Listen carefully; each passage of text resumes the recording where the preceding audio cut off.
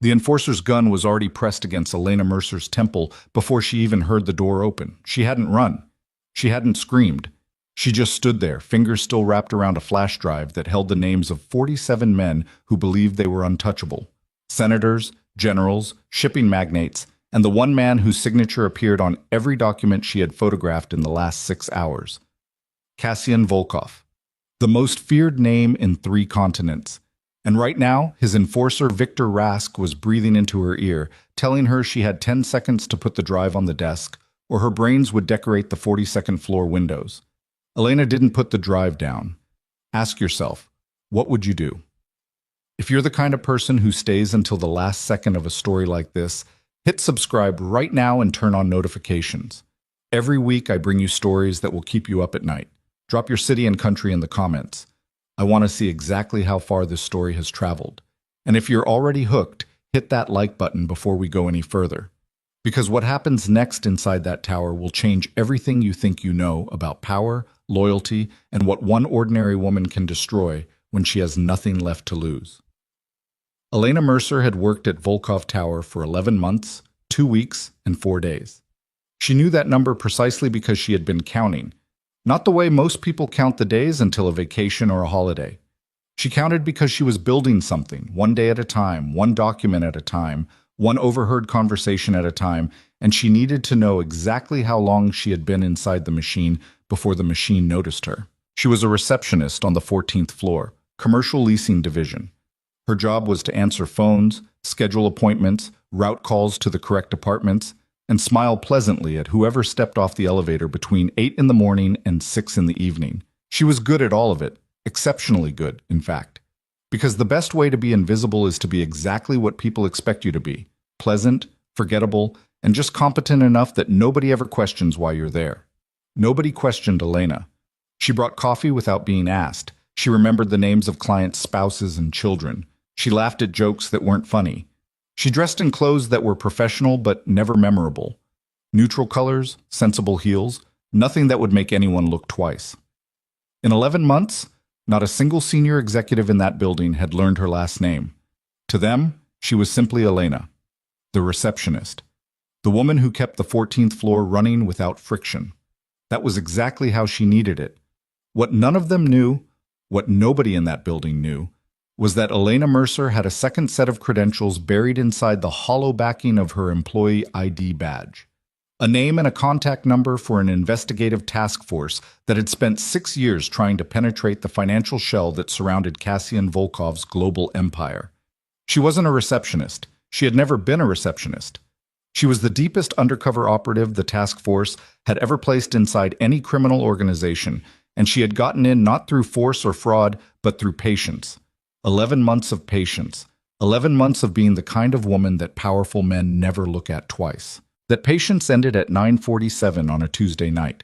The building was nearly empty. Most of the staff left before 7. The cleaning crews finished by 9. Elena had stayed late under the pretense of completing a leasing summary that her floor manager had asked for by morning, a task that genuinely needed doing and that she had genuinely done, because that was how she operated. Everything real, everything legitimate. Until it wasn't. At 9:47, she slipped her keycard into the service elevator and rode it up to the 28th floor. She had spent 3 weeks engineering access to that elevator. A casual conversation with a maintenance supervisor here. A borrowed keycard left momentarily unattended on a break room table there. Elena didn't pick locks or hack systems. She understood people. She understood that most security failures don't come from sophisticated attacks. They come from someone being friendly in the right moment. The 28th floor housed Volkov Consolidated's internal accounting division, not the public-facing offices with glass walls and modern furniture. The real accounting division, the one behind the unmarked door at the north end of the corridor, behind a secondary keypad that required a 6-digit code she had memorized 4 months ago by watching a careless senior analyst punch it in while talking on his phone. She did not run when she entered. She walked. Running generates noise. Running generates suspicion. Elena had trained herself out of the instinct to hurry when under pressure, because hurry was the first thing security cameras noticed in otherwise empty hallways. She sat down at a terminal. She inserted a device the size of a thumbnail into the USB port. She typed. She waited. The progress bar on her extraction tool moved with the kind of stubborn slowness that made her jaw tighten, but she kept her face neutral and her breathing even. 46 minutes. She extracted financial transfer records spanning 9 years, shell company registrations across 14 jurisdictions. A series of internal memos that, read in sequence, painted a portrait of something so much larger than Cassian Volkov that her hands had actually trembled slightly when she first skimmed the summary headings. She pulled the flash drive. She slipped it into the hollowed heel of her left shoe. She logged out. She stood up. She made it 8 steps toward the door before the lights came on. Not the gentle hum of fluorescence warming up. The full blast of the overhead system. Every light on the floor, all at once. The kind of lighting that makes a room feel like an interrogation cell. Victor Rask was standing between her and the elevator. Elena had seen Rask before. Everyone in the building had seen Rask. He was the kind of man who took up space in a room not because of his size, though he was large, but because of the way he stood in it. Like the room was a problem he was evaluating. He had small, very pale eyes that never really landed on anything for more than a second. She had heard him described by the building staff as the boss's shadow. She had heard other things too, things said in quieter voices, things that made people look at the floor while they said them. He was holding a gun with the casual ease of someone holding a television remote. "Put your hands where I can see them," he said. His voice was flat. Not angry. Not even particularly cold. Just flat. The way a machine would sound if a machine bothered to give instructions before it processed you. Elena raised her hands. "I was just finishing up some—" "Stop." He crossed the floor in 4 steps. She hadn't expected him to move that fast. The gun was at her temple before her next breath. "The drive. You have it somewhere. Take it out slowly and put it on that desk." This was the moment. She had trained for moments like this. She had sat in airless rooms with people who had spent careers in places that didn't officially exist, and they had walked her through exactly what happens to a person's body when the brain understands it is one wrong move from death. They had told her about the narrowing of vision, the way sound becomes muffled and then very sharp, the complete unwillingness of the legs to do what the brain is asking. All of that was accurate. She could confirm it. What the training had not fully prepared her for was the specific quality of Victor Rask's silence, the fact that he wasn't performing anything. There was no theatricality in him, no attempt to be frightening. He was simply waiting for her to comply, and if she didn't comply, the math that followed would be very simple and very final. "Okay," she said. She bent slightly, as if reaching into her jacket pocket. Her right hand moved. Her left hand, in the same motion, pressed a button on the underside of her watch, a modification she had worn for 11 months and never had cause to use until this moment. It sent a single encrypted signal to a receiver 3 miles away. The signal meant one thing: compromise. Active. Do not wait. Rask caught her wrist before her hand was halfway to her pocket. He was faster than anyone his size had a right to be. He twisted her arm behind her back with a mechanical precision that produced a white flash of pain up into her shoulder, and he pressed her against the desk, and she felt the edge of it cutting into her hip bone, and he had the gun back at her head and his mouth close to her ear. "That was your one mistake," he said. "I've been watching you for 6 weeks, Elena. You want to know what I know?" She didn't answer. "I know you came from the 14th floor tonight. I know you have been on that floor 11 months. I know you have been very careful." He paused. "I know you are not a receptionist." The floor seemed to tilt slightly under her. "Who sent you?" he said. "I don't know what you're—" He increased the pressure on her arm. The pain was serious now, the kind that makes rational thought genuinely difficult. She breathed through it. She focused on the single fact that she had already sent the signal. Whatever happened next, the signal was out. "Last chance," Rask said. "The drive. The name of your handler. And maybe we have a different kind of conversation." What she did next was not something she had planned. There is a moment in extreme physical danger where training stops and something older takes over. Not panic exactly, but a kind of narrowed clarity. She let her body go completely limp. Dead weight, sudden and total. Rask wasn't expecting it. The shift in balance was fractional, but it was enough. She dropped, twisted, brought her elbow back hard into his solar plexus, and ran. She made it to the corridor. She heard him behind her, not far, not as winded as she would have hoped. She knew the building's layout in her bones. She had walked every accessible floor in 11 months, memorized stairwells, service routes. Maintenance corridors. She took the east stairwell. She went up, not down. Rask would expect down. Everyone ran for exits. She ran for the 32nd floor, where 3 months ago she had noted that the internal security monitoring room went unstaffed on Tuesday nights after 9 because the overnight technician had a standing arrangement to leave the console on automated cycle while he slept in the supply closet 2 rooms over. She had filed that information away without knowing if she would ever use it. She used it now. She got through the monitoring room door on the second try with a borrowed passkey she had been carrying for 4 months, stepped inside, and stood in the blue glow of 16 security screens, breathing hard, her shoulder throbbing, the flash drive still inside her shoe. She could see Rask on the screens. He was in the east stairwell. He had a radio in his hand. He was calling someone. She watched his lips move and couldn't hear the words and didn't need to. She had maybe 4 minutes before whoever he was calling arrived. She scanned the screens. 22 cameras covering the building's major access and exit points. She was looking for the fastest route to the parking structure on the west side of the building, which connected by a maintenance walkway to a secondary street that was not covered by Volkov Tower's external cameras. She had mapped this route in her head months ago. She had never wanted to use it. Her eyes swept the screens and stopped. On screen 7, the private elevator lobby on the 42nd floor, a man was standing in front of the elevator with his jacket off, his sleeves rolled to the elbows, looking at his phone. She knew the face. Everyone knew that face. Kashin Volkov. He was supposed to be in Geneva. His travel office had filed a departure notification 4 days ago. The task force had confirmed his flight. He was not supposed to be in this building tonight. He was not supposed to be looking up at the camera above the elevator with an expression that she could only describe, even now, as deeply and personally troubled. She stared at the screen. He was not on the phone. He had just lowered it. And he was standing very still, the way a man stands when he has just learned something that rearranged everything he thought he understood about his life. Elena watched him for exactly 7 seconds. Then she watched Viktor Rask appear on screen 7. She watched Rask cross to Volkov and say something. Watched Volkov's expression change. Watched Volkov hold out his hand and say something back. Short, firm, a single sentence. And watched Rask take 1 step backward. She couldn't hear any of it, but she had spent 11 months learning to read rooms through glass. What she read in that exchange was not what she expected. Volkov had just told Rask to stop. Not to hurry. Not to finish it. To stop. She didn't have time to process what that meant. She was moving. She had used 2 of her 4 minutes staring at that screen, and now she was out the monitoring room door and into the corridor and heading for the maintenance walkway. And the flash drive was in her shoe, and her shoulder was screaming, and somewhere 42 floors above her, the most feared man in the criminal world was making a decision that neither of them fully understood yet. She made it to the walkway door.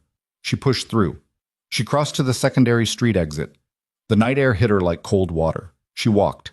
Not fast enough to attract attention. Fast enough. She was 2 blocks away when her earpiece crackled. "We see you," said the voice of her handler, a man named Garrett, who had been running the task force for 4 years and had the vocal effect of someone who had not slept well in roughly the same period of time. "We're pulling you now. White sedan, 30 seconds. "I have the drive," she said quietly. "I know. We're pulling you." "Garrett." She kept walking. "Volkov is in the building. He's not in Geneva."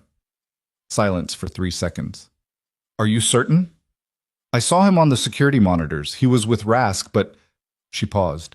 "He told Rask to stop. I'm certain of it." Another silence. Longer this time. "Get in the car." "In the car," Garrett said finally. "We'll sort the rest out when you're safe."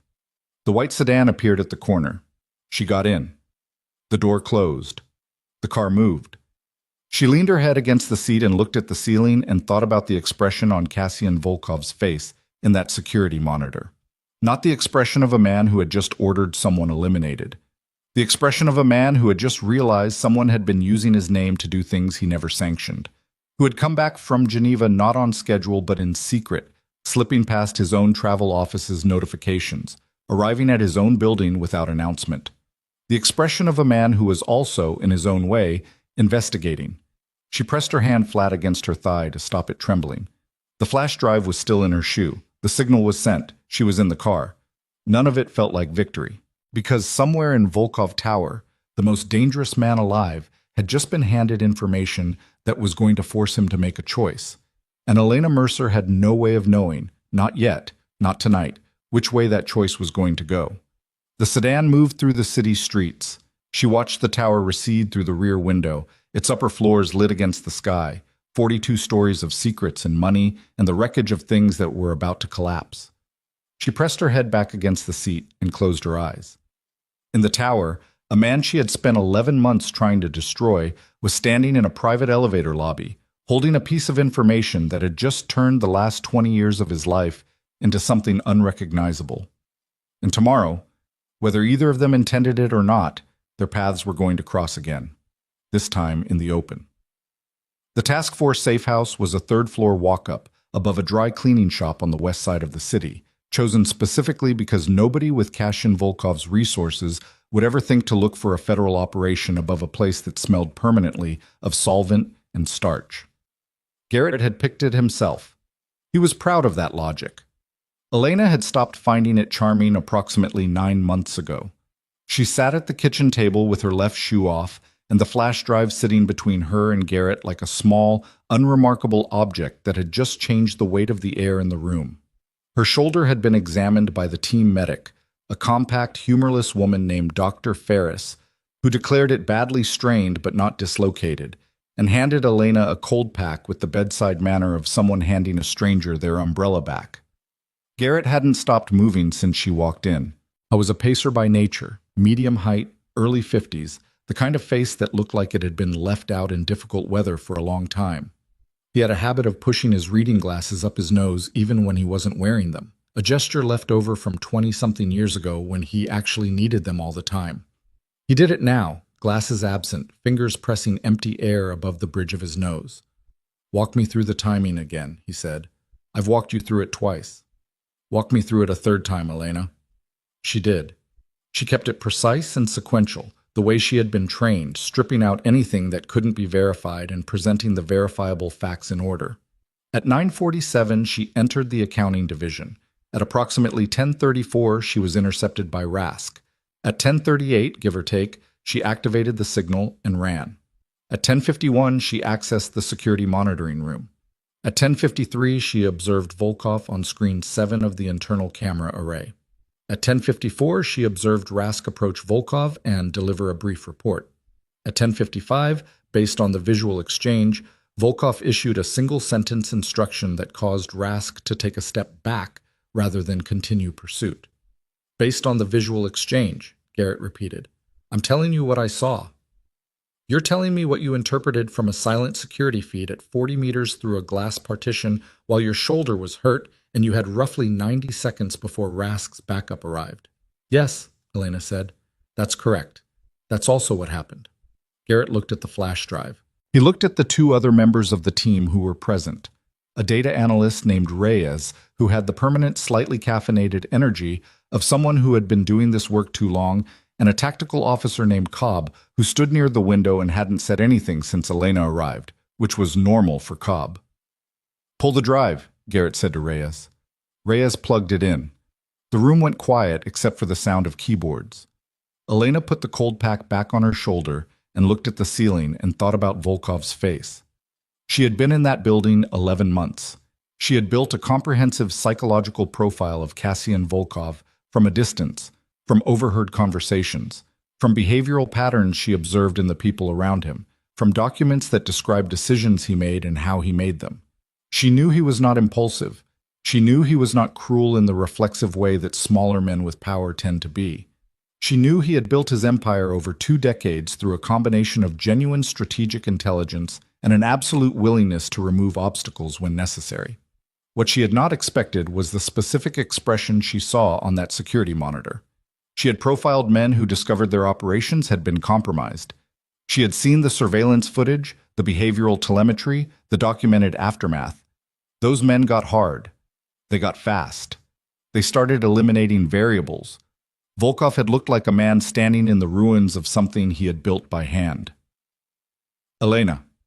Reyes's voice was different suddenly, flatter. The way voices get when the data stops being theoretical. She looked up. Reyes had the drive contents open on the main display. She was scrolling through a financial transfer summary, moving faster than Elena could track, stopping intermittently and going very still. "How much did you pull?" Reyes said. "Everything the extraction tool could reach in 46 minutes. You pulled 9 years of consolidated transfer records." "Yes." "Elena." Reyes turned around in her chair. "There are transfers in here to accounts that we have been chasing for 6 years. Wire sequences we had 6-digit partial matches on and couldn't close. Shell registrations in 4 jurisdictions that we had open flags on and 0 documentation for." She paused. "This isn't just Volkov's empire. This is the infrastructure that 3 separate investigations have been trying to map since before I joined this task force." Garrett stopped pacing. The room went very still. "How deep?" he said. "I need time to map it properly. But right now, just from the summary layer," Reyes shook her head, "there are names in here that are going to cause serious problems. Define serious. The kind where we call the oversight committee at 6 in the morning and we don't use the regular line." Garrett looked at Elena. Elena looked back at him. "Volkov didn't build this," she said. "We don't know that yet. His name is on the shell registrations. His signature is on the authorization memos. But the transfer architecture—" She stopped. She had seen enough of the documents in the 46 minutes she was extracting to have formed an initial impression. "The architecture is too large and too old for one organization. This was built around his operation. He's been used as the visible layer. Or he built the visible layer deliberately to protect the deeper structure." "That's also possible," she said, "but it doesn't match his behavioral profile." "His behavioral profile," Garrett repeated, and there was an edge in his voice that she recognized. The edge he got when he thought someone on his team was sliding from analysis into advocacy. "He's a man who has run a criminal empire for 20 years, Elena. Behavioral profiles are not exculpatory evidence." "I know that." "Then tell me why you spent 40 seconds on a security monitor watching him instead of getting out of the building." The question sat in the room. "Because the way he looked at Rask told me something," she said, "and I needed to see it clearly before I left." Garrett said nothing for a moment. Then he moved to the window and stood beside Cobb and looked out at the street below. "Get the drive analyzed," he said, mostly to Reyes. "I want a preliminary map of the transfer architecture by morning. Don't call the oversight line yet. Don't call anyone yet." He paused. "Elena, you need to sleep." "I don't need—" "That wasn't a suggestion." She slept for 3 hours on a cot in the back room. She dreamed about nothing, which was better than the alternative. She woke at 4:20 a.m. to the sound of Garrett's voice on the other side of the thin wall, low and urgent, and she lay still for a moment, identifying the specific quality of the urgency before she got up. The quality was wrong. It was the kind of urgency that meant something had happened that nobody had planned for. Not the urgency of new data or a developing situation, the urgency of something breaking. She came out of the back room pulling her jacket on. Reyes looked up from the display. Her face had gone the particular color of someone who had been staring at a screen for 5 hours without stopping to process what they were looking at, and had just processed it. Garrett was on the phone. He saw Elena and held up one finger, which meant, "Don't talk yet." She looked at the display. Reyes had built a preliminary network map of the transfer architecture from the drive contents. It was on the large screen now, a web of nodes and connecting lines, color-coded by jurisdiction and account type. It was very large. It was significantly larger than anything their task force had modeled as a possibility for Volkov's operation. At the center of the web was a node labeled simply as Source Accounts, Unresolved. It had 17 connections running out from it to subnodes that Elena recognized as the shell company registrations she had extracted. Those subnodes each had their own connections, branching outward into what Reyes had labeled as Secondary Operational Layer, and then a third tier beyond that labeled Political and Financial Exposure. The third tier had 47 nodes. Elena counted them twice to make sure she was seeing correctly. 47, she said quietly. 47 confirmed connections to accounts held by individuals with active security clearances or public office at the federal or international level, Reyes said, equally quietly, the way people speak when they are describing something that frightens them. That's from the documents we've processed so far. We've gotten through maybe 30% of the full extraction. Garrett ended his phone call. "We have a problem," he said. "More specific," Elena said. Someone accessed the secondary monitoring log for Volkov Tower approximately 40 minutes after you left the building. Federal credentials. High level. They pulled the camera record for the 28th floor between 9 and 11 p.m. Elena felt the cold settle into the center of her chest. Which means they know what time I was there, she said. They know someone was there. Whether they've identified you specifically depends on what the camera quality was and whether your cover has been cross-referenced. Garrett took off his glasses, the real ones, the ones he wore now that he needed them again, and set them on the table and rubbed his eyes. It also means we have at least one person with federal access who is actively monitoring this building on behalf of someone inside it, and that person acted within 40 minutes of the situation. Ras called someone, Elena said. When I was in the monitoring room, I saw him on the camera with a radio. He wasn't calling building security. Building security would have responded to the floor. He was calling someone outside the building. Someone with federal credentials, Garrett said, or someone who has access to someone with federal credentials. The room was quiet again. Outside, the city was doing its 4 a.m. routine, distant traffic, a siren moving away, the particular urban silence that isn't silence at all. Cobb spoke for the first time since Elena's arrival. His voice was the unhurried voice of a man who had been in dangerous situations long enough to stop finding urgency useful. We need to move the drive, Cobb said. We need to copy the drive, Reyes said. We need multiple copies in multiple locations before we move anything. We need to know if this location is already compromised, Elena said. All three of them looked at her. She hadn't meant to say it out loud. It had come out of the logic of what Garrett had just told them, a conclusion that arrived before she had a chance to evaluate whether or not to voice it. The credentials that access the monitoring log, she said. How fast was that identified? Our watcher on the federal access system flagged it in real time, Garrett said. 22 minutes from the moment of access to when I got the call. 30 minutes after I activated my signal. The silence was different this time. Garrett sat down. He sat down carefully, the way someone sits when they want to think clearly and standing is using too much of their energy. He looked at the network map on the screen. He looked at the 47 nodes in the third tier. He looked at Elena. You're saying the signal was intercepted, he said. I'm saying the timing is very uncomfortable. The signal goes through a dedicated encrypted channel. Our channel. Yes, Elena said. Our channel, which routes through infrastructure that is operated by people with federal credentials.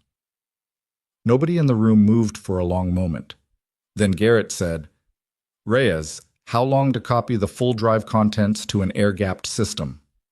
20 minutes if I start right now. Start right now, Cobb. He looked at the tactical officer. Prep to move. I want 4 different extraction routes identified, and I want us ready to be out of this location in under 15 minutes from the order. Cobb moved toward the equipment cases near the door without a word. He was already calculating. Elena was already thinking about something else. She was thinking about the 47 nodes. She was thinking about the fact that the conspiracy that had used Volkov's empire as its outer shell was not a domestic operation. The jurisdictions Reyes had identified in the transfer architecture spanned 4 continents. The political exposure tier included connections to individuals at the intersection of private finance and governmental authority in at least 6 countries. She was thinking about the fact that whoever had built this did not build it to be discovered. They built it to be permanent.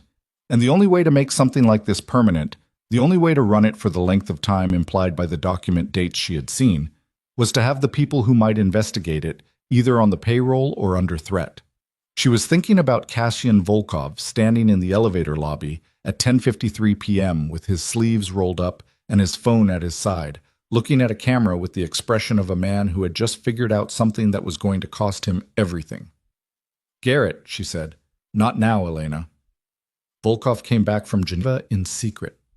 Elena. His own travel office didn't know he was back.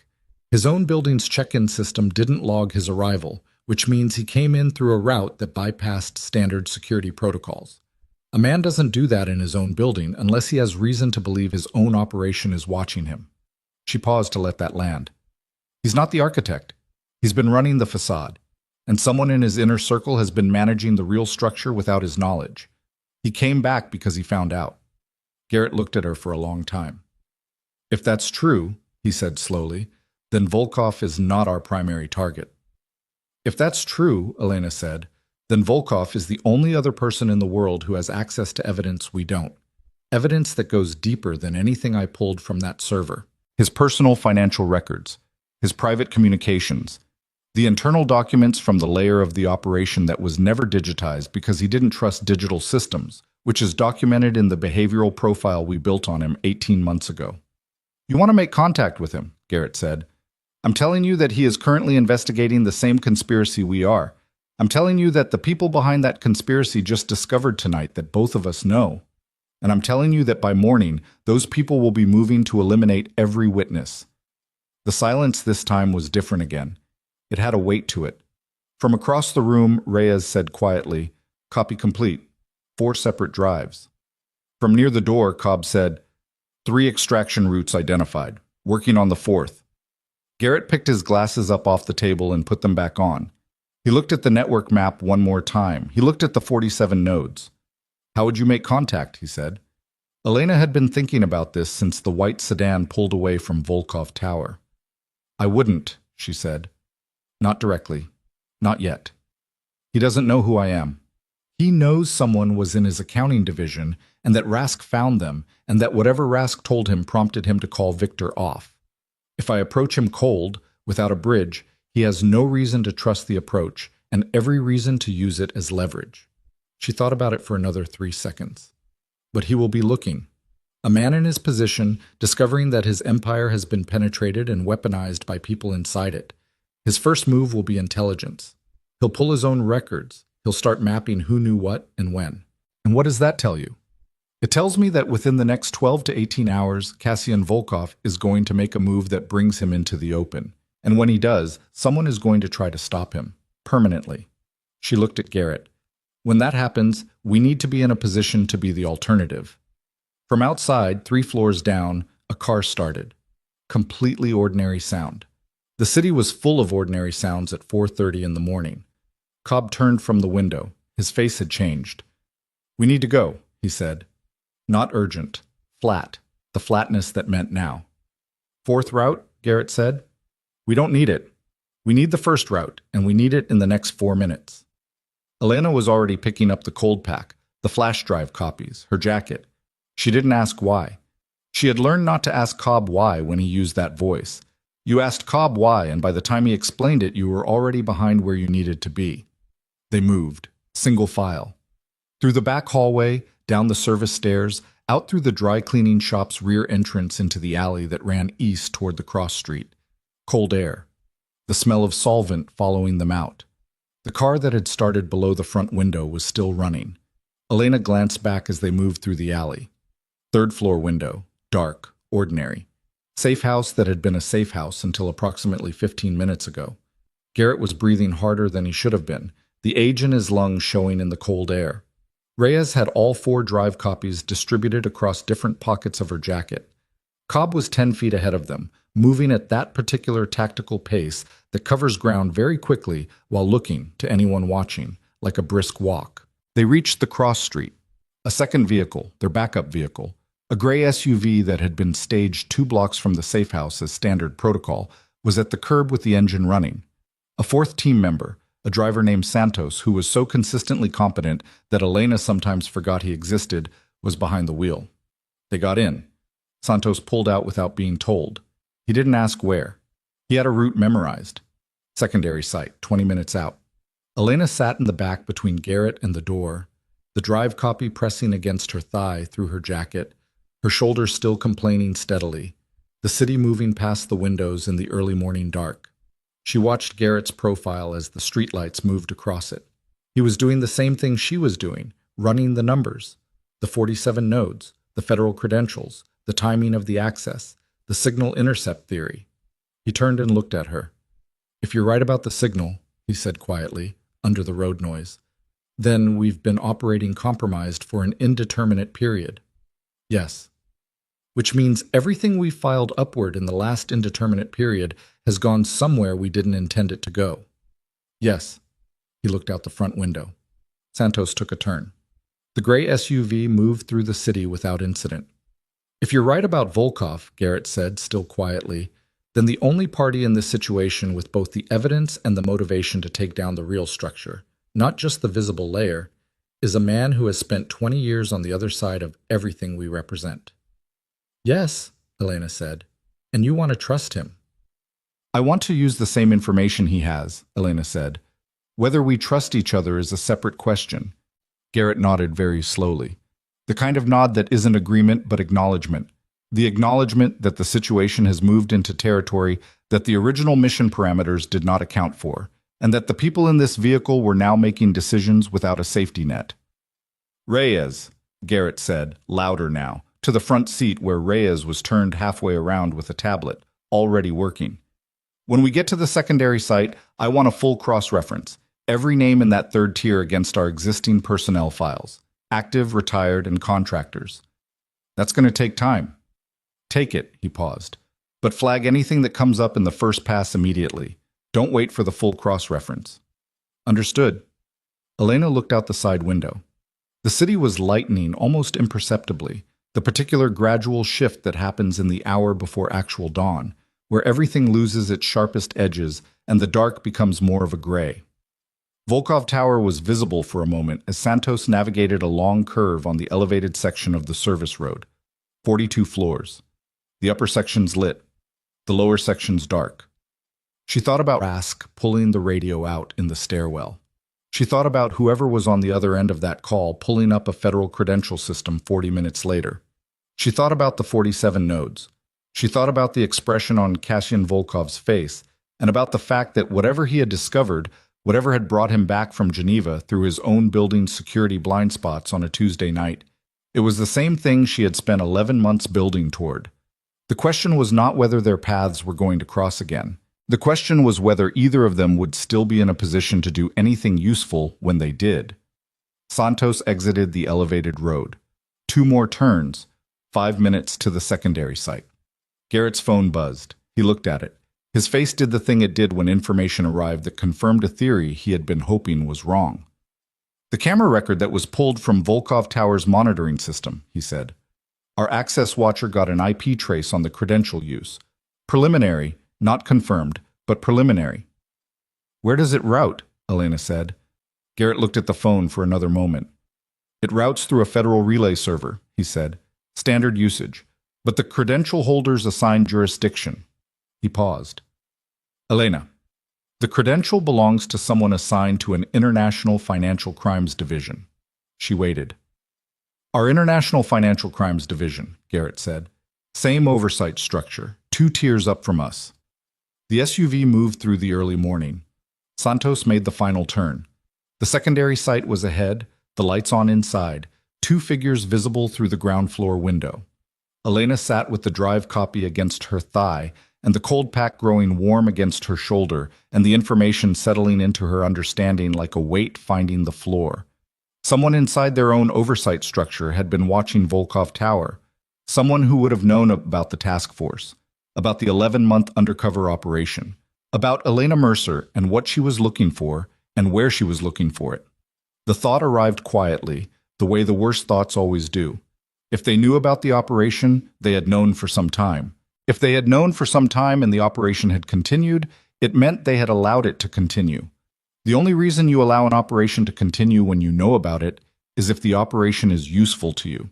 The only way the operation was useful to someone who was protecting the structure Elena was investigating was if Elena finding what she was looking for served their purpose. She thought about the 47 nodes. She thought about what Reyes had said.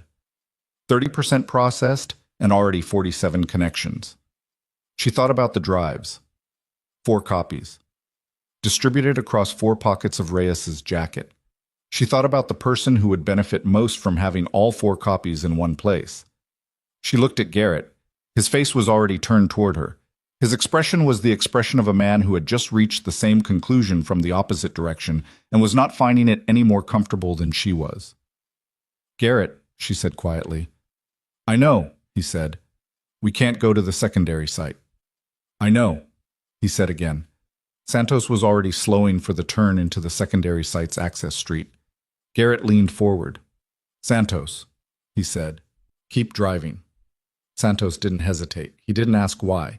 The gray SUV rolled past the access street without slowing, the secondary site's lit windows sliding past on Elena's left, The two figures inside visible for a moment through the glass before the angle changed and they were gone. Elena pressed her hand flat against her thigh. The drive copy solid against her palm. Outside, the city was moving toward dawn. The darkness was losing its depth. The shapes of buildings were sharpening. And in the 42-story tower that was now 3 miles behind them, Cassian Volkov was going through his own records alone, working against a clock neither of them had set, toward a truth that was about to make the two of them the most dangerous and most hunted people in a conspiracy that reached into the governments of 6 countries and the financial systems of 4 continents. There was no secondary site. There was no oversight line to call. There was no structure left that Elena could verify was not already part of the architecture they were trying to Santos kept driving. Nobody told him where. That was the problem with having a driver who was trained not to ask questions. Eventually you needed him to ask one, and the habit was too deep to break on short notice. He drove at a steady, unremarkable speed through streets that were beginning to collect the first thin evidence of morning. A delivery truck idling outside a bakery. A woman walking a dog that moved with the resigned shuffle of an animal dragged out too early, traffic signals cycling through their colors for nobody in particular. Garrett sat with his phone face down on his thigh and said nothing. Reyes had gone still in the front seat, the tablet dark, her hands in her lap. She was doing the same thing Elena was doing, running backward through the last several hours and applying the new information to every decision that had been made, and finding, at each application, a small and sickening shift in what those decisions meant. Cobb was watching the side mirror. Elena watched Cobb watch the mirror and read his assessment from the tension in his jaw. Nothing immediate. But immediate was not the problem right now. The problem was structural. The problem was that the entire scaffolding they had been operating from, the encrypted channels, the oversight protocols, the secondary site, the contact procedures, had potentially been visible to the wrong people for an indeterminate period of time. Indeterminate. That word kept sitting on her. She needed to know how long.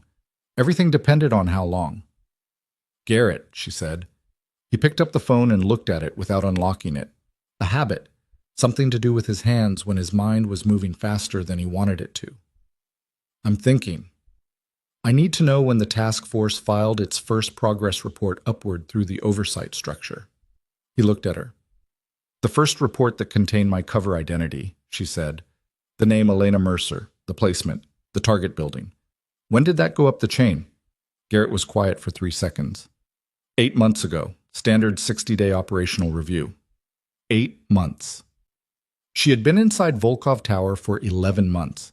For the first 3 months, the operation existed only in the immediate team's knowledge. Garrett, Reyes, Cobb, Santos. 2 support personnel who rotated on a 6-week schedule. 3 months of genuine darkness. Then the 60-day review went up the chain, and whatever was sitting at the top of that chain had known about Elena Mercer, 14th floor receptionist, Volkov Tower, for 8 months. 8 months of watching her work towards something. 8 months of allowing it. 8 months of not pulling the credential, not burning the operation. Not doing the simple and obvious thing that anyone with access to that information could have done if their goal was to protect the structure she was investigating. So their goal was not to protect the structure. Their goal was something else. And the operation, her 11 months, the drive, the extraction, served that goal somehow. She said, "They wanted the drive." Garrett looked at her again. This time the look was different. The look of a man hearing someone else say clearly what he had been circling around for the last 10 minutes.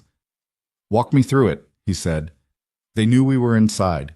They knew what we were looking for. They let it run because they needed someone to pull the records from the 28th floor server. Records that implicate 47 people, including, presumably, people they need implicated. People they need leverage over, or people they need removed from a position, or both. They couldn't pull those records themselves because pulling them would leave a trace that connects back to them. But a compromised federal task force pulling them as part of a legitimate investigation." She stopped. "The records get pulled. We bring them in. We go to the secondary site, which they have access to, and then the records and everyone who extracted them are in the same place at the same time." The SUV rolled through an intersection. The traffic light was yellow. Santos went through it without accelerating. "The 47 nodes," Reyes said from the front seat, very quietly. She had been listening. "Not all 47 are people they want to protect. Some of them are people they want to control. The records are leverage. Or the records are a cleanup mechanism, Cobb said from the back corner, not taking his eyes off the mirror. You bring 47 people's financial exposure into a single document set, you control who that document set reaches, you control who is exposed and who is not. You can protect your own people and destroy your rivals using the same evidence package. The interior of the SUV went very quiet. Where are we going? Santos said. Not challenging. Genuine question. The city was running out of directions they hadn't taken. North, Garrett said. Industrial district. Stay on surface streets. Santos adjusted. Elena was thinking about the drive copies. 4 of them. Reyes had distributed them across 4 pockets of her jacket, which was sensible tradecraft for protecting the material, except that all 4 copies were in the same vehicle as the people who were currently the primary liability in someone else's plan. Separating the drives from the team was the obvious move, except that the drives without the team's analysis and testimony were just raw data, complex, damning, but without the context that made them actionable in any legitimate process. And every legitimate process they could bring this to ran through an oversight structure that had just proven itself to be the problem. We need a lawyer, Elena said. Excuse me, Garrett said. A private attorney. Someone outside the federal structure entirely. Someone who can receive the drive contents under privilege and hold them independently. If anything happens to us, the material goes public through a channel that nobody in that oversight structure can intercept or suppress. Garrett stared at her. You're just describing a dead man's switch. I'm describing basic operational survival when your own command structure has been compromised, which is where we are right now. At 5 in the morning, with 4 flash drives and no clear safe location. Yes, Elena said. That's exactly where we are. Garrett rubbed his eyes. He looked tired in a way that went past the hour. Tired in the way people look when a career's worth of assumptions collapses in the space of a single night, and the body understands before the mind fully admits it that nothing is going to be the same after this.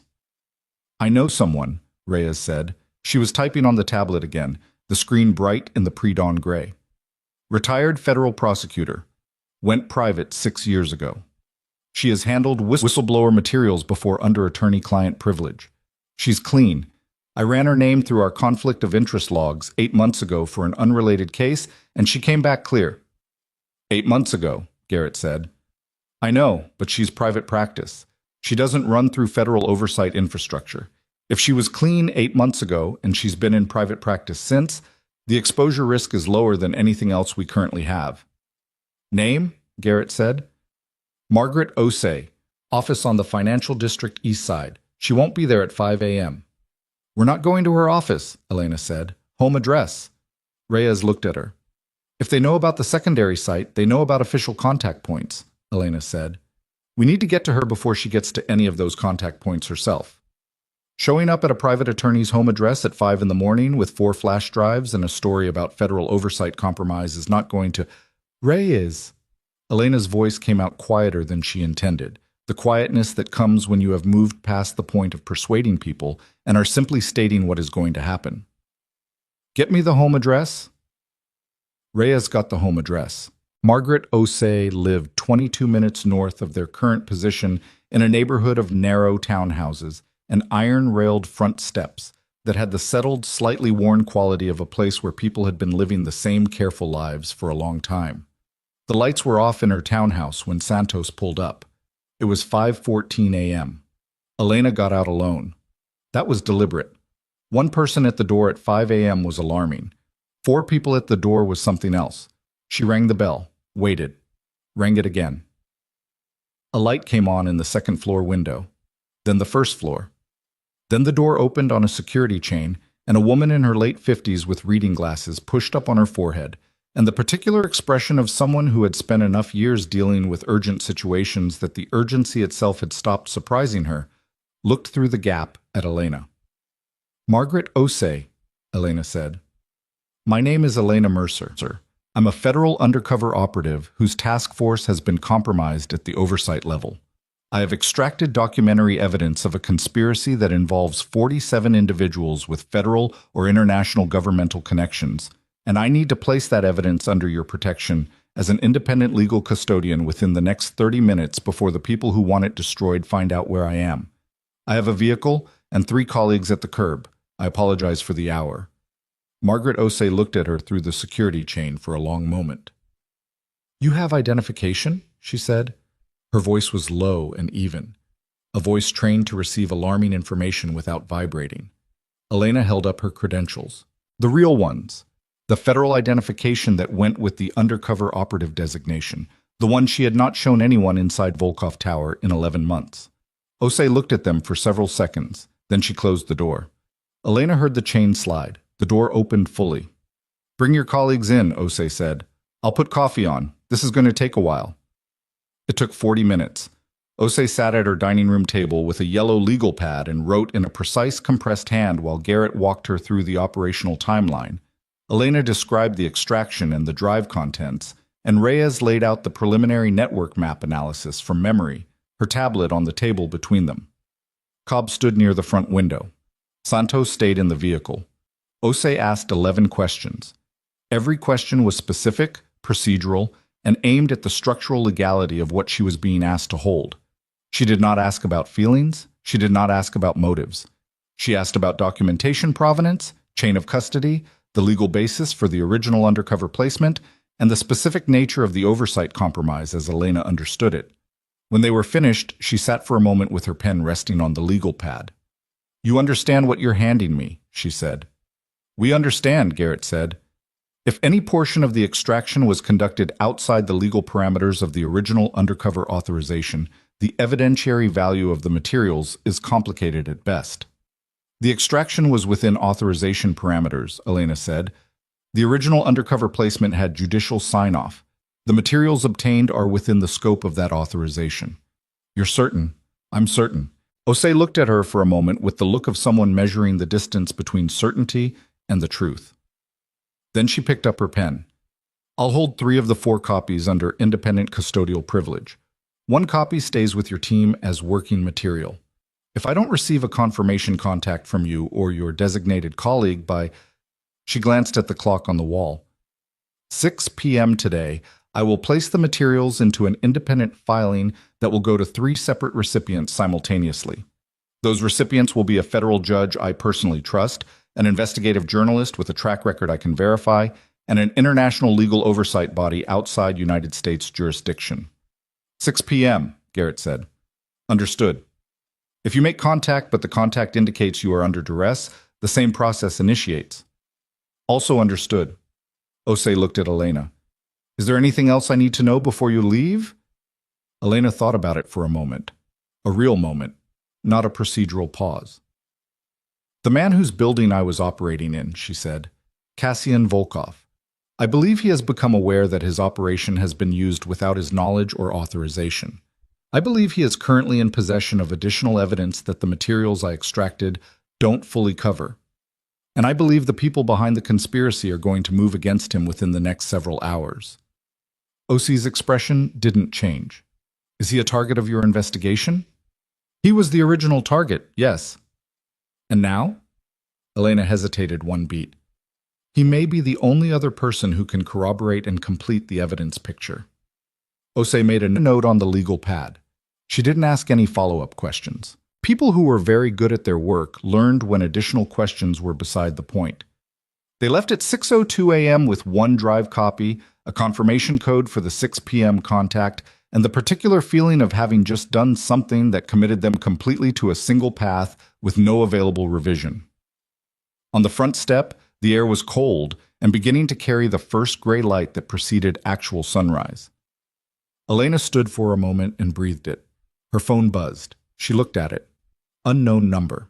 The text contained 12 characters, a numerical sequence she recognized as a format from the task force's own internal communication protocols. But the number it came from was not in any contact directory she had ever seen. She showed Garrett. He looked at it for a long time. "That's our protocol format," he said. "Yes." "No one outside the task force knows that format." "That's what I thought too," Elena said. She looked at the sequence again. It wasn't a message, it was a location, encoded in the task force's own coordinate shorthand, a system that had been developed internally and never documented anywhere outside the team's training records. Latitude and longitude, somewhere in the city. Someone who has access to our internal protocols, Garrett said, very carefully. Or someone who has been watching us use them long enough to reverse engineer the format, Elena said. Which brings us back to Volkov Tower, Elena said. Yes. Garrett stood on Margaret Osei's front step in the early morning cold and looked at the sky for a moment with the expression of a man who was very tired and had just been handed a decision that was not going to be made any easier by thinking about it longer. We go, Elena said. Elena. We go, Garrett. Because the alternative is spending the next 8 hours in a vehicle with no safe location while the people behind 47 nodes in a compromised oversight structure tighten whatever they're tightening, and we have nothing to add to what Osei is already holding. She looked at him. He reached out. That means he's not moving against us. That means he found us before they did. And right now that matters more than everything else. Garrett said nothing for 3 seconds. Then he walked down the steps toward the vehicle. Elena followed him. The coordinates resolved to a parking structure in the financial district, the kind of multi-level concrete facility that predated the neighborhood's gentrification by 30 years, and had survived it by being too structurally embedded to demolish without taking half a city block with it. Level 4. North Corner. Santos pulled in without comment and found a spot that gave them sight lines on both access ramps. They waited 11 minutes.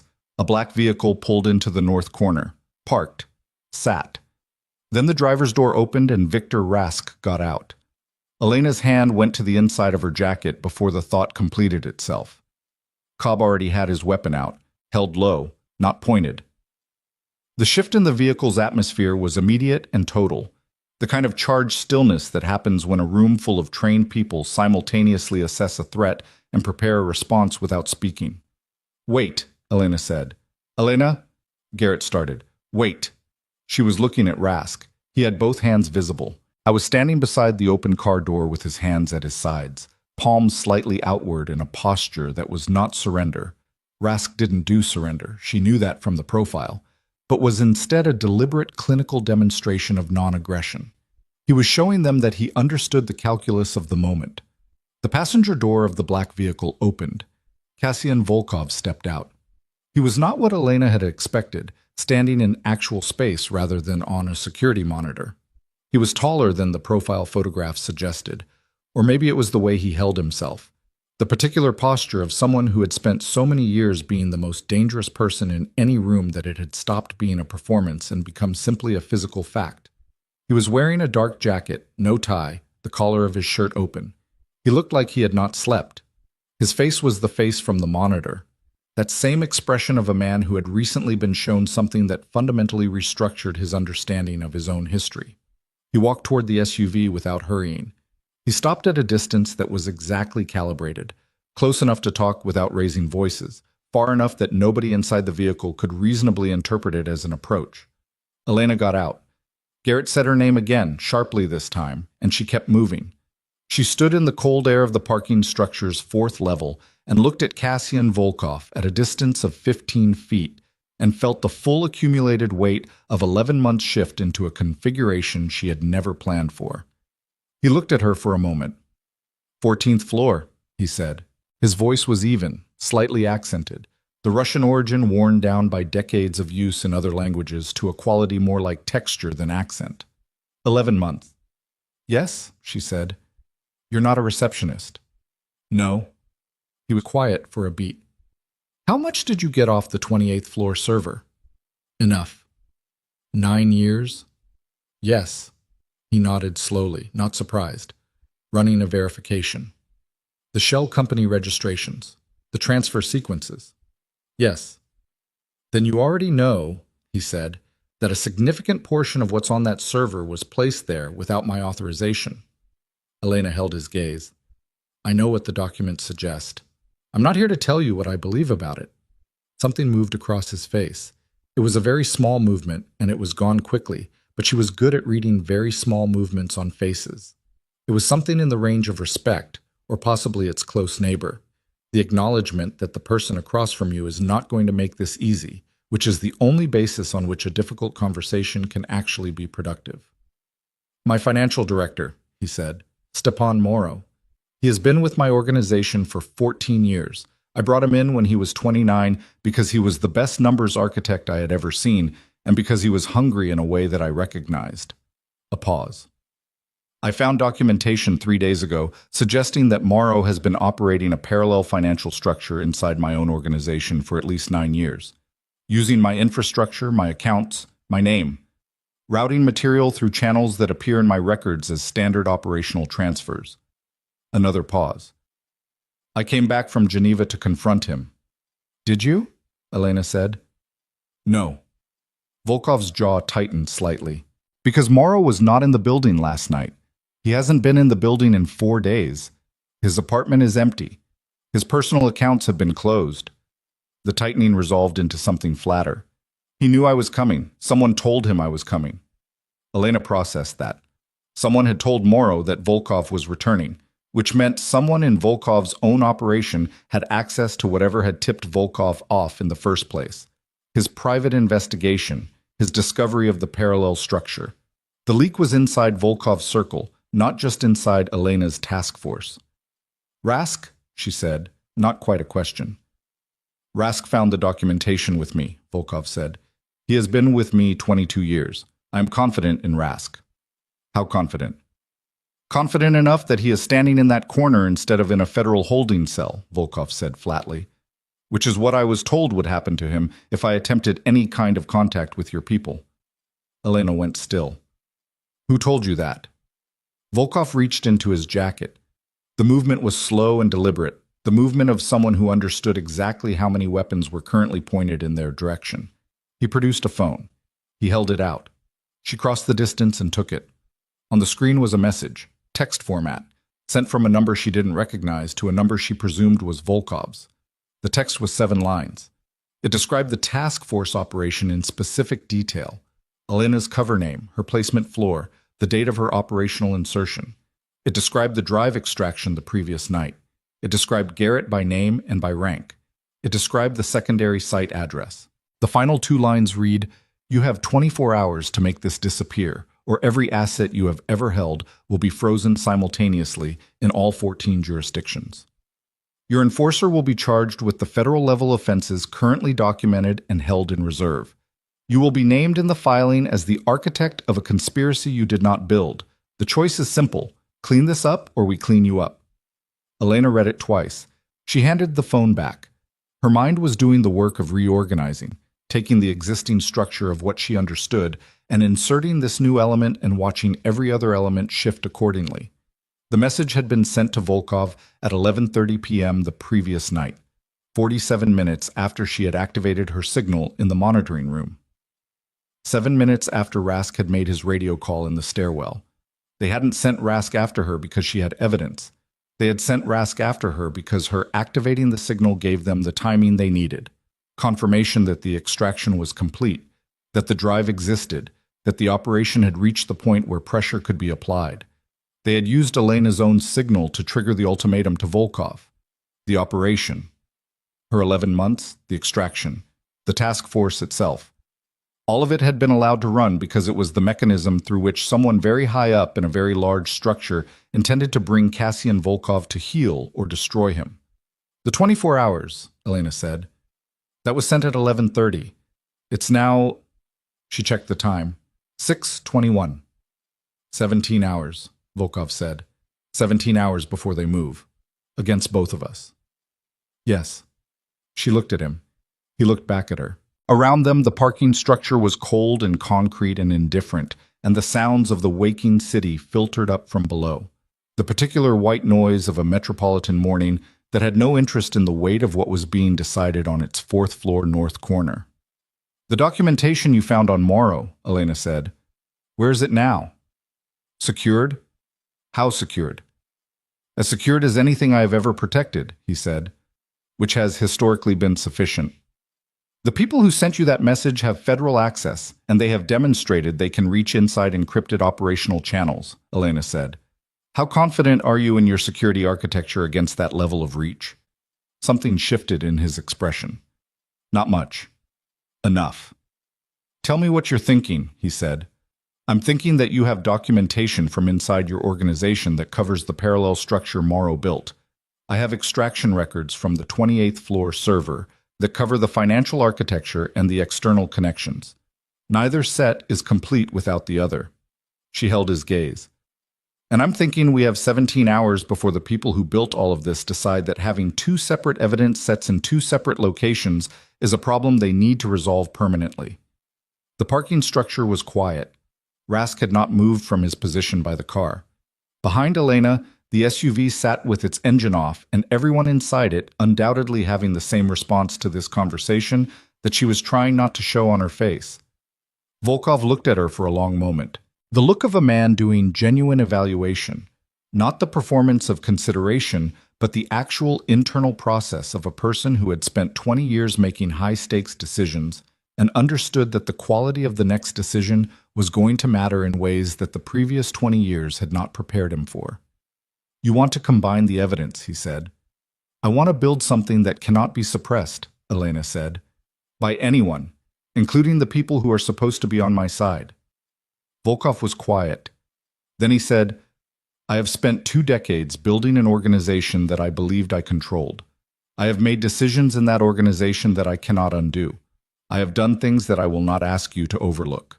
He said it without softening it, without the rhetorical maneuver of preemptive apology that people use to make confessions more palatable. He said it as fact. But I did not build what is on that server, and the people who did used my name, my infrastructure, and 20 years of my work to do it.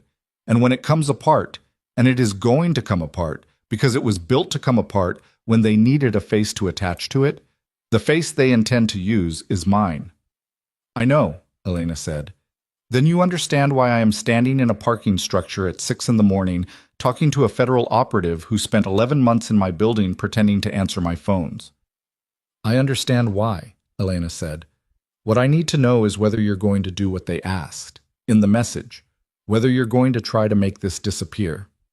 The pause before he answered was exactly long enough to be honest. No, he said. I'm not. Behind Elena, the SUV's door opened. Garrett got out. He walked across the concrete floor and stood beside her, slightly back, not inserting himself into the exchange, but making his presence known. The posture of a man who had decided that whatever was being built here, he was going to be part of it. Volkov looked at Garrett. Garrett looked at Volkov. You're the handler, Volkov said. I'm the team lead, Garrett said. The task force has been compromised at the oversight level. Appears so, yes. Then you have no authority structure currently available to you. That is also accurate. Volkov looked at him for another moment. And yet you are here. We're all here, Garrett said. None of us have anywhere else to be. Something in Volkov's face settled. Not warmth. Kashin Volkov and warmth were not a natural pairing, and Elena suspected that was true regardless of circumstance. But something that was the professional equivalent of it. The settling of a man who has identified the people in the room who are operating from genuine position rather than managed interest. My documentation is in a private, secure location in this city, Volkov said. I can have it in hand within 2 hours. If we combine it with what you extracted from the 28th floor and build a complete filing, we need an independent channel to deliver it. We have an independent custodian, Elena said, private attorney, currently holding 3 copies of the drive extraction under privilege, 6 p.m. confirmation window. Volkov looked at her. You already built the dead man's switch.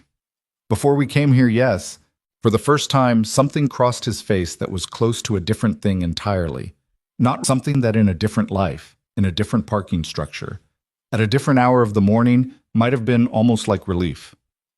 Then we have 17 hours, he said. 16 now, Elena said. The concrete above them held the cold. The city noise came up from below. Rask remained in his corner. Garrett stood at Elena's left shoulder. The SUV sat with 3 people inside it, who were all in the process of adjusting to the reality that the mission they had been running for 11 months had just become something fundamentally different. Elena looked at Cassian Volkov and understood, in the specific and unromantic way that extreme situations produce understanding, that they were now operating without any structure that either of them had built or trusted or chosen. They had the evidence. They had 16 hours. They had an independent custodian and a dead man's switch, and a private attorney who had been woken up at 5 in the morning and handled it without flinching.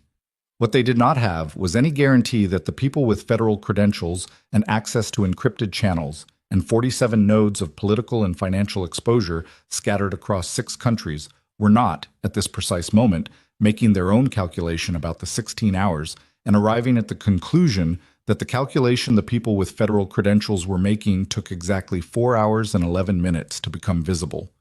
They were in the back room of a locksmith shop on the north side of the financial district, a location Volkov had used twice before for situations that required physical security without electronic footprint. The owner was a man named Petrov, who had worked for Volkov's organization in a peripheral capacity for 11 years, and whose primary qualification for this particular moment was that he owed Volkov a debt that predated any of the current complications, and that he understood the value of staying in a back room and not asking questions. The shop smelled of metal shavings and machine oil. The lights were fluorescent, and one of them buzzed at irregular intervals in a way that made concentration slightly harder than it needed to be.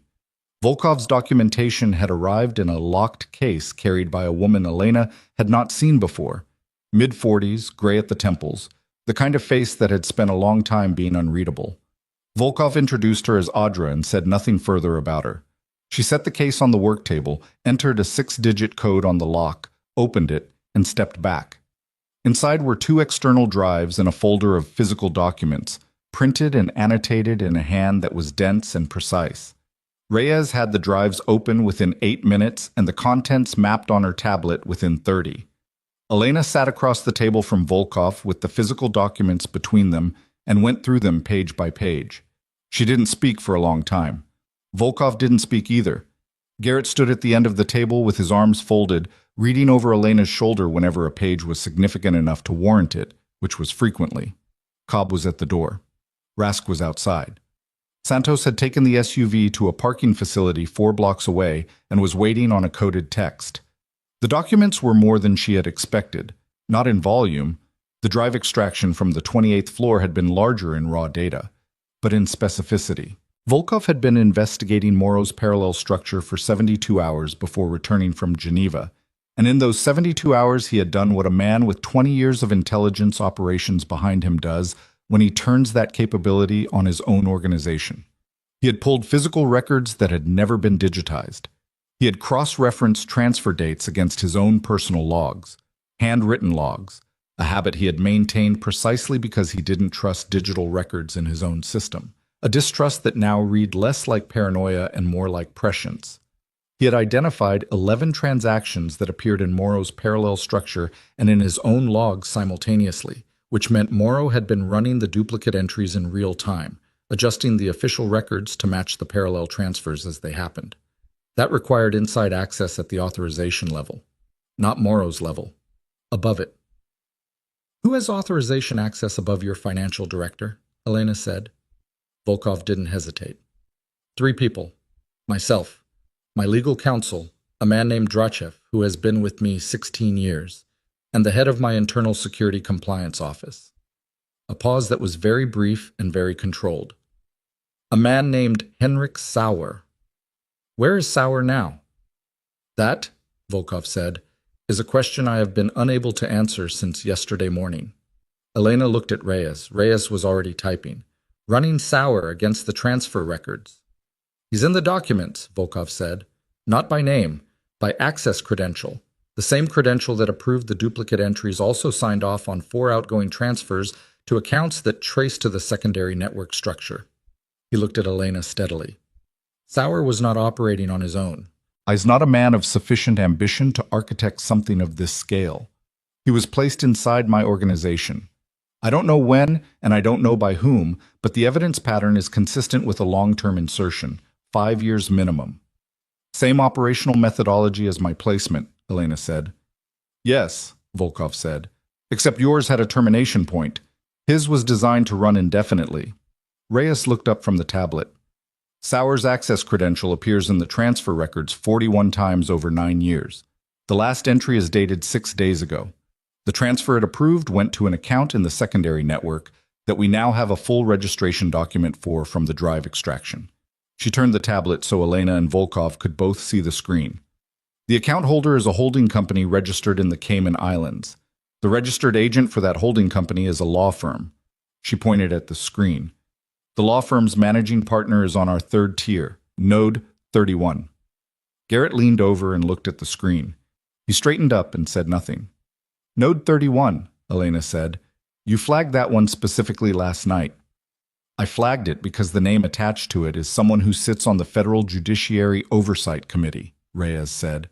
The committee that has supervisory authority over the specific oversight structure that runs our task force.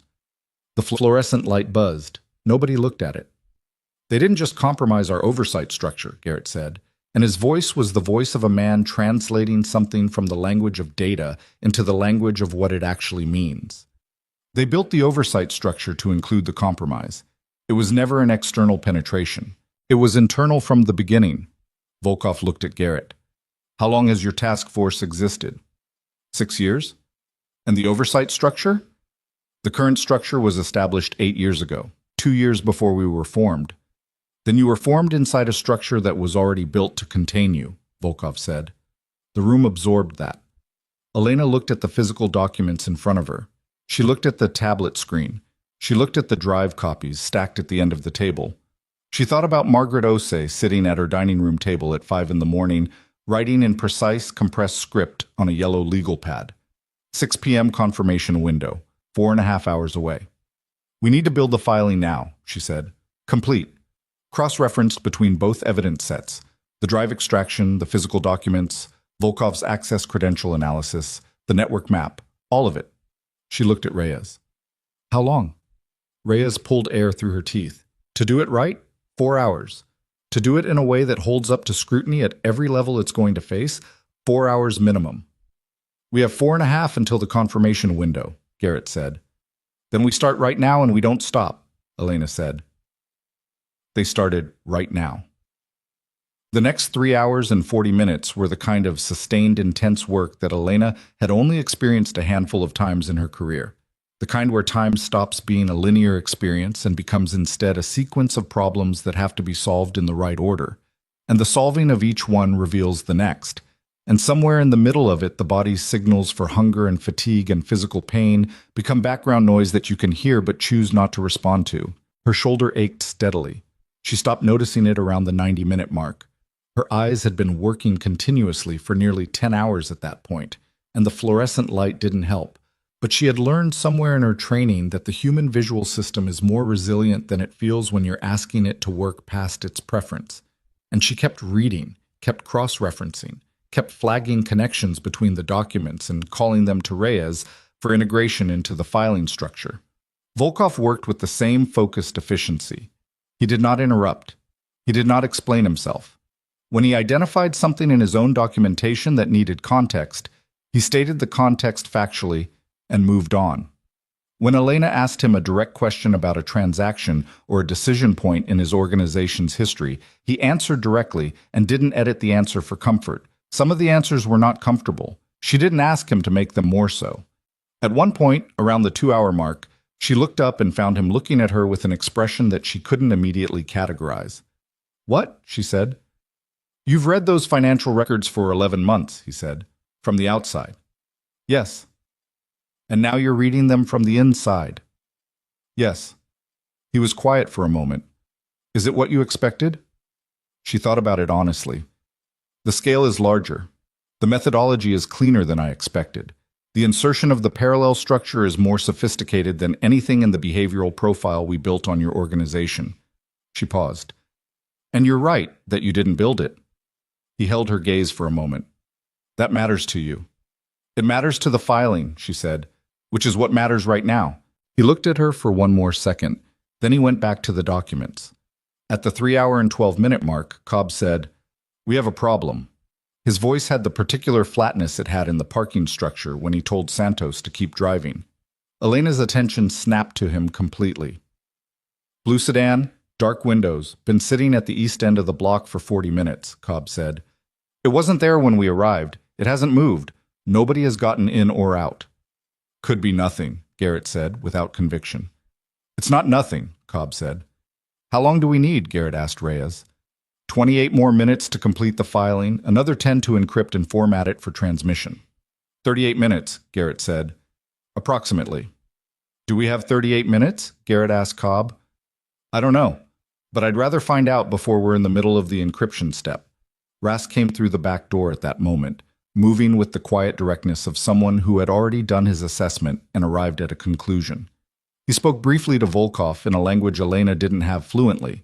She caught enough to understand that Rask had been on the street for the last 20 minutes making a circuit of the block, and that his assessment of the blue sedan was not optimistic, and that there was a second vehicle he had identified at the West End that had not been there when they arrived, and that there were two men on foot near the north corner of the adjacent block who were moving in a pattern that was not the pattern of people who were somewhere by coincidence. Volkov translated the summary for the room with the economy of a man who understood that in the current situation, the people in this room needed information, not filter.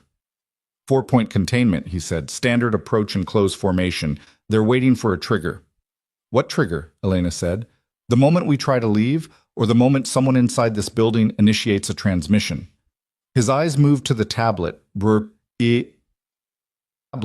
Reyes's filing was 38 minutes from complete. They're monitoring for outgoing signal. Then we don't transmit from here, Elena said. We need to transmit to the attorney by 6 p.m., Garrett said. The completed filing, the combined evidence package. That was the plan. Then we move and transmit simultaneously, Elena said. We finish the filing in transit, and we transmit from a location they aren't already monitoring. They will follow us the moment we move, Volkov said. Yes, Elena said. So we need the transit to be complicated enough that we can complete the filing and transmit before they can close on us. The room was quiet for approximately 4 seconds. Then Rask said something to Volkov. 1 sentence. Volkov looked at him. Something passed between them. The specific communication of people who have worked together in dangerous situations long enough that a full exchange can happen in an expression and a word. Rask says he knows a route, Volkov said, from this location to the financial district. It uses the maintenance and service infrastructure of 4 connected buildings, passages that were built during the original development of this district in the 1980s and that are not part of any current building management system. They are not monitored. They are not mapped in any digital record he is aware of. He knows them personally, Elena said. He helped design the monitoring gap when my organization first operated in this district, Volkov said, 14 years ago. So the people outside don't know about these passages. The people outside know what is in current records, Rask said, in English, directly, looking at Elena. His voice was the same flat voice from the 28th floor, 11 months of fear and profile reduced to its actual component. A man who was very good at very specific things and was offering one of them. I am not in current records. Elena looked at him for a moment. The man who had pressed a gun against her temple at 10:38 the previous evening. The man she had hit in the solar plexus and run from. The man who was now standing in a locksmith shop in the financial district offering to get her out through passages he had spent 14 years keeping off the books. She looked at Volkov. If we go, she said, we need to be moving in under 5 minutes. The filing completes in transit. We transmit the moment we have signal in a location they're not on top of. Understood, Volkov said. And when we transmit, it's everything, the complete package, both evidence sets, cross-referenced, to OC, and to the 3 recipients she has pre-designated. Elena held Volkov's gaze. Your documentation, your organization's internal records, all of it, public. The moment stretched. Everything Volkov had built. 20 years of operational security, the financial architecture, the political connections, the infrastructure, reduced to documentary evidence in a package that was going to go to a federal judge, an investigative journalist, and an international legal oversight body simultaneously, without filter, without negotiation, without the ability to shape what got seen and what didn't. Yes, Volkov said. All of it. They moved in 4 minutes and 40 seconds. Reyes had the filing on 2 encrypted drives and the tablet in a shoulder bag. Elena had the remaining drive copy in her jacket. Garrett had his phone and the contact code for OSE. Cobb and Rask took the front of the column. Audra, whose function Elena still hadn't fully categorized, but who moved through narrow spaces with the efficiency of someone who had done this kind of work before, took the rear. Petrov let them through the back of the shop into a service corridor that smelled of damp concrete and hadn't been renovated since the decade it was built. The fluorescent strip lighting was partial, every third or fourth fixture dark, the working ones giving out the yellowish light of old tubes that nobody had replaced in years. The floor was slightly uneven, the kind of uneven that catches the edge of your shoe if you're not watching, and Elena watched. Rask moved through the corridor without hesitation. He didn't check a map. He didn't pause at intersections. He navigated the way a person navigates a space they have traveled enough times to have it in their body rather than their head, the route embedded in muscle rather than memory. Left at the first junction. Through a fire door that required a specific push and lift technique to open, Rask applied it without breaking stride and held the door for the group with the automatic habit of someone who had done it too many times to count. Right at the second junction, down a half flight of stairs into a sub-level passage that ran beneath the street level, the sound of the city above them muffled to a distant hum. Elena counted their time. 17 minutes from when Cobb had flagged the blue sedan. The people outside had expected them to stay in the locksmith shop until the filing was complete. They would not yet have confirmed the group had left. The trigger for closing the formation would be an outgoing signal or visual confirmation of movement. Neither had happened, yet. Reyes, she said, low, walking. Status on the filing. 19 minutes out, Reyes said, matching her pace with the tablet open, typing while moving in a way that demonstrated a specific kind of practice skill. I need clean signal to finalize the encryption when we're ready. How clean? Standard 4G minimum. I can't do this on spotty, Rask said over his shoulder. There is a section of the passage on the third transit building that has a signal gap. It was useful to us for a specific historical reason. After it, the line of sight to the financial district opens up and the signal is consistent. How far is the gap section? Elena asked. 4 minutes from here. She did the math. 19 minutes on the filing. 4 minutes to the signal gap. Probably 2 to 3 minutes through the gap section.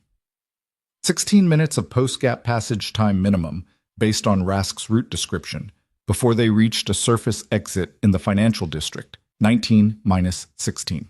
3 minutes of buffer, in the best case. Garrett was breathing harder than the pace warranted. She didn't say anything about it. He knew his own body's current state better than she did, and noting it out loud accomplished nothing. They moved through the second transit building's sub-level passage. Here the construction was older, brick rather than poured concrete, the mortar between the courses crumbling at the edges, the floor a mix of old tile and exposed substrate where the tile had given up. It was narrower. They moved single file and the sound of the group became the sound of footsteps and breathing and the occasional muted digital tone from Reyes's tablet. Volkov was directly behind Elena in the column. She could hear his breathing, steady, controlled, the breathing of a man who had decided on something and was executing it without the energy expenditure of ongoing doubt. She had heard that breathing before in other people in extreme situations, and it had two possible sources, either profound calm or the specific state on the other side of fear, where the fear has been acknowledged and set aside because there is no longer any use for it. She didn't know which one it was for him. She was becoming aware that there were a number of things about Cassian Volkov that she had built models for over 11 months that were not accurate, and that an accurate understanding of him was going to require either more time or a very different kind of situation than the one they were currently in. Possibly both. The signal gap section arrived without announcement. Rask simply slowed slightly and said, "Here," and the group's pace adjusted. Elena checked her phone. No bars. The tablet screen showed Reyes's filing at 11 minutes remaining, ticking down on a process that didn't need signal to run, just to transmit. 11 minutes in the gap. Then signal. Then transmission. They were 4 minutes into the gap section when they heard the sound behind them. Not footsteps. Not immediately. Something more preliminary. The specific acoustic signature of a fire door being opened the wrong way, by someone who didn't know the push and lift technique, forcing it with weight instead. It produced a grinding sound that was brief but unmistakable in the particular resonance of the concrete corridor. Cobb and Rask both stopped. The column stopped behind them. Nobody spoke. Then footsteps. Multiple. Moving fast. Not trying to be quiet, People who have determined that speed is more important than stealth. They found the entrance, Garrett said, very quietly. How? Elena said, equally quietly. Petrov, Rask said. One word, flat. The word of a man filing a fact without emotion, because emotion about it had no utility in the next 90 seconds. Petrov, the locksmith, the man who owed a debt and had been left in the back room while they went through his service corridor. The man who had a phone and, apparently, a debt that was owed to someone other than Volkov. How many? Volkov said to Rask. Rask tilted his head and listened. He had the specific listening ability of someone who had spent years in situations where the number of people behind you in a dark corridor was a consequential piece of information. 4, maybe 5. Armed, Cobb said. Not a question. Armed, Rask confirmed. Elena looked at Reyes. Filing status. 8 minutes. 8 minutes. 4 or 5 armed people behind them, distance unknown but closing. Signal gapey around them. Sub-level passage with no exits they had passed in the last 4 minutes. Forward, she said. Elena, see, Garrett started. Forward is the only direction we have. Forward, fast, and we get through the signal gap before they close the distance. Cobb and Rask exchanged a look that communicated something she didn't have the fluency to decode, but the result of it was that Rask moved to the back of the column and Cobb stayed at the front, and the column started moving again, faster this time. The pace below running but above what could be called walking, the kind of sustained fast movement through an irregular surface that requires constant micro-adjustments of balance and attention. Elena focused on the floor, the rhythm, Reyes's tablet visible over the shoulder of the person ahead of her. 7 minutes. 6. The footsteps behind them were audible now, without listening specifically for them. Gaining. Not fast enough to close completely, but gaining, 5 minutes remaining on the filing. The signal gap ended. Elena's phone buzzed with returning signal bars, 3, then 4. Reyes, she said, I need 3 more minutes. You have less than that before they're on us. Then I need everyone to stop talking so I can concentrate. Nobody talked. The column moved. The footsteps behind them were closer. Rask, at the rear, was managing the distance.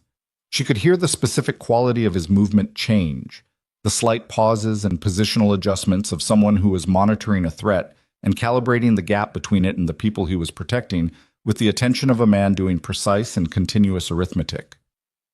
2 minutes remaining on the filing. The first shot came from behind them. Not close. It was a probing shot. A single round fired into the corridor ahead of the pursuers, designed not to hit anything specific, but to produce the effect it produced, which was that the column lurched in a collective involuntary response, and someone, Garrett, made a short, rough sound that might have been surprise or might have been pain, and Elena spun. Garrett. I'm fine. His voice was tight. Keep moving. She looked at him. In the corridor's partial lighting, she couldn't see blood, but she could see the way he was holding his left arm against his side, the particular compression of someone managing an impact. The wall, she said. The round hit the wall, and... Fragment, he said. I'm fine. Keep moving. 1 minute remaining on the filing. The second shot was closer. The round went past Elena's left ear, close enough that she felt the air displacement, a physical sensation that the body registers below the level of conscious thought, and responds to with a cascade of chemistry that makes everything simultaneously very sharp and very loud. She hit the floor without deciding to. Beside her, Volkov went down in the same moment, not shot, the same instinct, the same training from entirely different institutions, arriving at the same physical response. On the floor, a foot from her face, she saw Reyes's tablet. Reyes had also gone down. The tablet was still running. The progress indicator read, complete, ready to encrypt. Reyes, Elena said, flat on the concrete, the cold of the floor against her jaw. Encrypt and transmit, now. Transmitting to a moving target in a corridor with active, now Reyes! She heard Rask fire twice from the rear of the column, controlled, aimed. The return from whoever was behind them did not come immediately, which meant Rask had forced a positional adjustment, bought them seconds. Transmitting, Reyes said. Elena looked at the tablet screen from the floor. The encryption bar ran. The transmission sequence initiated. The progress bar began its movement across the screen with the same brutal indifference to urgency that progress bars have always had, moving at its own pace in a corridor where people were shooting at them, and Garrett was holding a fragment in his left arm, and 4 or 5 individuals who served a 47-node conspiracy were somewhere behind them in the dark. Cobb fired twice from the front. Elena's head came up. There were people at the far end of the corridor as well, ahead of them. They had closed from both directions. The column was in the middle of a sub-level corridor between 2 groups of armed people with a signal they were currently using, a transmission in progress, a wounded team lead, and no obvious exit. Elena got to her feet, not because it was tactically advisable, because lying on the floor was a position from which you could only react, and she needed to think. She looked at the walls. Old brick, crumbling mortar. The floor was a mix of tile and exposed substrate. The ceiling was low, 7 feet, maybe 7.5, conduit and pipe running along it, the kind of infrastructure that accumulates in sub-level spaces over decades, as each successive need gets routed through the available overhead space. She looked at the pipe conduit above her, 8-inch diameter. The surface of the conduit was the specific patina of a water main that had been in place for a very long time. She looked at Volkov. He was already looking at the same pipe. "If that's a live main," he started. "It's a live main," she said. "This district's sub-level water infrastructure was never modernized. I read the development records 14 months ago when I was building the approach to the building." "You read the water infrastructure development records?" "I read everything." She looked at the conduit. "If we breach it, we flood the corridor, both directions." "We are also in the corridor." "Yes." She looked at Reyes. "Transmission status, 60%. 60% was not a complete filing. 60% was not sufficient. The package was cross-referenced. The first 60% without the remaining 40% was incomplete, in ways that mattered legally, structurally, evidentially. "How long?" "At current speed, 4 minutes." 4 minutes. 2 groups closing from 2 directions. Garrett with a fragment in his arm. Rask with 2 rounds fired and an unknown count remaining. Cobb with an unknown count. The tablet transmitting at 60%. Elena looked at Volkov. Volkov looked at Elena. "The pipe," she said. "It will destroy the tablet," he said. "The transmission is already in progress. If 60% is in the air, OSE has 60%. If the building's water system floods this corridor, anyone moving through it from either direction stops moving. We stop moving. We stop moving in a corridor where we know the layout and they don't," she said. "We know where the exits are. We came from Rask's route. They came from following a tip from Petrov, which means they followed us, which means they know the route behind us and nothing about the route ahead." "The tablet," Volkov said again. 60% is enough if the people who receive it know what they're looking at. OSE knows what she's looking at." Elena held his gaze. "Is it enough for your documentation to be understood?" Volkov was quiet for 2 seconds. 2 seconds was a long time. "Yes," he said. Rask fired again from the rear. The return fire was immediate this time, 2 rounds, and the second one hit the brick to Elena's right and produced a spray of fragment and dust that she turned her face away from. When she turned back, Rask was repositioning and there was a dark line along the back of his left hand that she identified as a graze and he had already dismissed as irrelevant. Elena looked at the pipe conduit. There was a coupling joint 18 inches above her head. The corrosion around it was the corrosion of a joint that had been under sustained pressure for a long time. The mortar that held the bracket securing the conduit to the ceiling was the same crumbling mortar that characterized the rest of this section. She looked at Cobb. Cobb looked at the coupling joint. He looked at her. He reached into his jacket and produced a compact tool that was not his weapon, a multi-tool that he carried for reasons she had never specifically asked about and was grateful for now. "Brace," he said. Everyone who heard him braced. Cobb applied the tool to the coupling joint with the specific, focused efficiency of a man who has identified the mechanical point of failure in a system and is going to exploit it as directly as possible.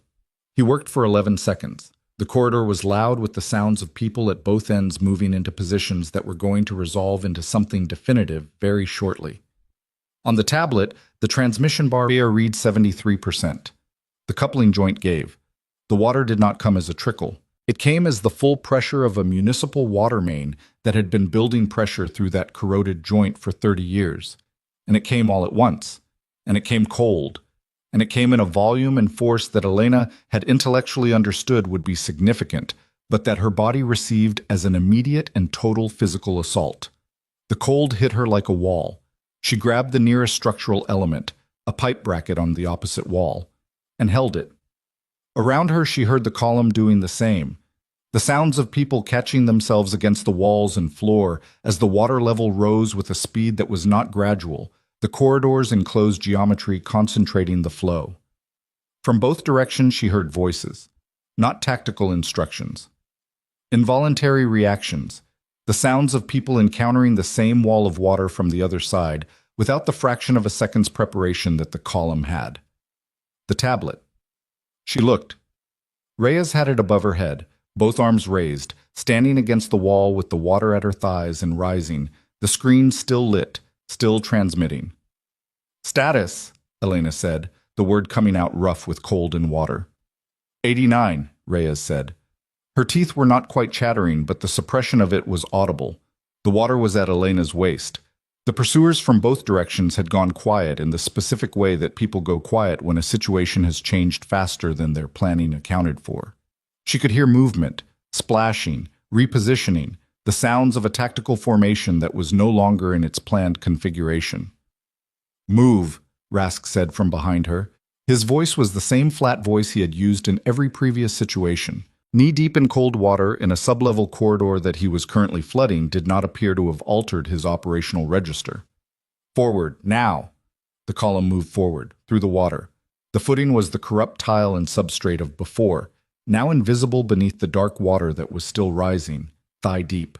The flow still powerful from the broken coupling above them, and moving through it required the specific physical commitment of someone who has decided that the discomfort of the present moment is not a relevant variable in the decision to continue. Elena moved. The cold had the quality that deep cold gets after the initial shock. Not a sensation anymore, but a condition, something the body was now operating inside rather than responding to. Her shoulder had gone from aching to a dull structural complaint somewhere beneath the cold. She kept moving. 97, Reyes said. "Keep it above your head," Elena said. "I'm aware." The exit was ahead. She could see it, the half-flight of stairs going up to the third transit building's sublevel, visible because there was a faint light above it, the ambient light of a space that had occasional use. The water was not yet at the stairs. It would be soon. She reached the bottom step. She went up. She was out of the water. She turned. Audra. Cobb. Rask. His left hand dark, the water diluting it. Reyes, the tablet held above her head, 97%. The screen still transmitting. Volkov. Garrett. Garrett was at the bottom of the stairs. He had made it this far. He was breathing in the specific way of someone in whom a fragment in a muscle has become a more complicated problem than the adrenaline of the last 15 minutes had allowed the body to report. His face was the face of someone managing pain through focused effort, and aware that the focused effort is reaching its available limit. Elena went back down the 2 steps she had climbed. She got under his right arm. She was aware of him as physical weight and of herself as not entirely adequate to the task, her own body having been awake and cold and moving for going on 14 hours now, and of doing it anyway because the alternative was leaving him at the bottom of a staircase in a flooding corridor, and that was not a calculation she was willing to run. Volkov appeared on her other side without instruction. He got under Garrett's left arm with the particular careful management of someone who understood that the left side was where the injury was. Together they went up the stairs. At the top, Reyes lowered the tablet. She looked at the screen. She looked at Elena. "Complete," she said. The transmission was complete. The complete cross-referenced filing, Volkov's internal documentation, the 28th floor server extraction, the network map, the transfer architecture, the 47 nodes, the credential analysis, the sour insertion timeline, 9 years of parallel financial structure built inside a criminal empire by people who use that empire as a visible layer for something larger and older and more comprehensively corrupt than anything the task force had originally been formed to investigate, was in Margaret Osei's secure inbox and in the pre-designated inboxes of a federal judge, an investigative journalist, and an international legal oversight body. It had gone out at 11:47 a.m., 6 hours and 13 minutes before the 6 p.m. confirmation window. 4 hours and 13 minutes before the 24-hour ultimatum that had been sent to Volkov at 11:30 p.m. The previous night expired. Elena stood at the top of the stairs in the third transit building's sub-level and held the wall and breathed. The water was audible below them, still moving, still filling the corridor.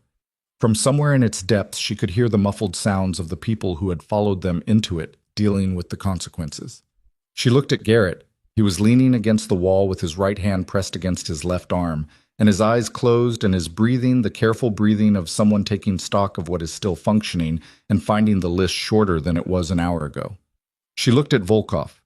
He was wet, and his jacket was ruined, and his expression was the expression of a man who has just done the single most irreversible thing he has ever done and is in the first seconds of understanding what that means. She looked at the tablet in Reyes's hands. The screen showed transmission confirmed, and somewhere in this city, in 3 separate locations and 1 international server, the complete evidence package was sitting in the hands of people who had not been compromised, who had not been built into a structure designed to contain them, who were, at this moment, beginning to read. The question that remained, the only question, the last one, was whether the people who had spent 9 years building something this large were going to accept that the people who had spent 9 years building something this large did not accept it quietly. The first indication came 40 minutes after the transmission confirmed, when Reyes's tablet picked up a cascade of encrypted traffic across 3 of the secondary network nodes she had been monitoring since they left the locksmith shop. Not the traffic of an organization responding to a crisis.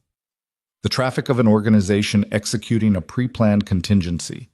The specific digital signature of automated processes triggering in sequence. The way dominoes fall when the first one has already been pushed, and the push cannot be recalled. They were in the third transit building's sub-level maintenance area, which was dry and cold and smelled of rust and old lubricant. Garrett was sitting on a crate with his jacket off, and Dr. Ferris, who had arrived 12 minutes after Cobb sent the extraction signal, emerging from a gray vehicle 2 blocks from the building's service entrance with her kit and the same expression she always had, which was the expression of someone who had agreed to be available for exactly this kind of situation and had no interest in the details surrounding it, was working on his arm with the focused economy of someone who had done field extractions before and didn't need an audience. The fragment was in the muscle, not the bone. Ferris said so without preamble when she assessed it. She said it the way someone states a weather condition, not comforting, not alarming, simply factual. It was going to come out in the next 15 minutes, and it was going to be unpleasant, and Garrett was going to need to sit still and not talk.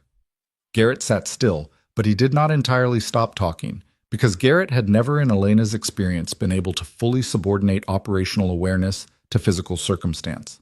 "The cascade," he said, through his teeth, watching Reyes's tablet from across the maintenance area. "I see it," Reyes said. "What are they burning?" "Account records. The shell company registrations in the secondary tier, the wire sequences." Reyes was typing with one hand and holding the tablet steady with the other, tracking the cascade in real time. "They're running a destruction protocol on the documentation layer of the financial architecture." "Can they destroy what we already transmitted?" Elena asked. "No. We transmitted complete document packages. Osei has them. The other 3 recipients have them. What they're destroying now is the source material, the original records that our extraction copied from. They're trying to collapse the corroboration chain." "If the source records are gone," Volkov said, from where he stood against the far wall with his arms folded and his wet jacket drying against the metal shelving behind him, "the extracted copies become more difficult to authenticate in a legal proceeding." "Difficult," Elena said. "Not impossible." "Difficult enough that a well-resourced legal defense can create sufficient doubt to delay proceedings by years," Volkov said. "I am familiar with the strategy. I have used it." The room absorbed that with the specific silence of a group of people who have been awake for 18 hours and are past the point of being surprised by honest statements. "Osei," Garrett said. Elena was already on the phone. The call connected on the second ring. "I've been watching the traffic," Osei said, without greeting. Her voice was the same low, even voice from the dining room table at 5 in the morning. "They're running a destruction protocol." We know, Elena said. The transmitted package. Does it contain sufficient internal authentication to stand independently of the source records? A pause. Not the pause of uncertainty, but the pause of a precise mind doing precise work. The financial transfer records contain embedded institutional coding from the originating banks. That coding is independently verifiable through the bank's own archive systems, which they cannot destroy because those systems are held by the institutions, not by the network. The shell company registrations contain filing numbers from the jurisdictional authorities where they were registered. Those authorities hold their own copies. Another pause. The transfer authorization records, the ones carrying the access credential signatures, those are more complicated. Those are internal documents. If the source records are gone, the authentication rests on the credentialing system of the organizations that issued those credentials. The same organizations that have been compromised, Elena said. Yes. Osei's voice did not change, which is why the filing I am preparing does not rely solely on the documentary evidence. It relies on the documentary evidence in combination with the sworn testimony of the individuals who extracted and transported it and who can speak to the chain of custody and the circumstances of its acquisition. A beat. I need formal statements, every member of your team, and I need them today, before the destruction protocol completes and before the people running it have time to begin building their counter-narrative. Elena looked at Garrett. He was looking back at her from the crate, his face set against whatever Ferris was doing to his arm, his eyes clear. We'll be there in 90 minutes, she said. I'll be ready, Osei said, and ended the call. Elena lowered the phone. She looked at Volkov. He was already looking at her with the expression of a man who has heard both sides of a phone call and understood its implications and is doing the specific internal work of deciding whether those implications are acceptable. Your statement, she said, your testimony, on record, under your own name. Yes, he said. I understood that when we transmitted. It means everything you say in that statement becomes part of a legal record. Everything you did, everything your organization was. The 20 years.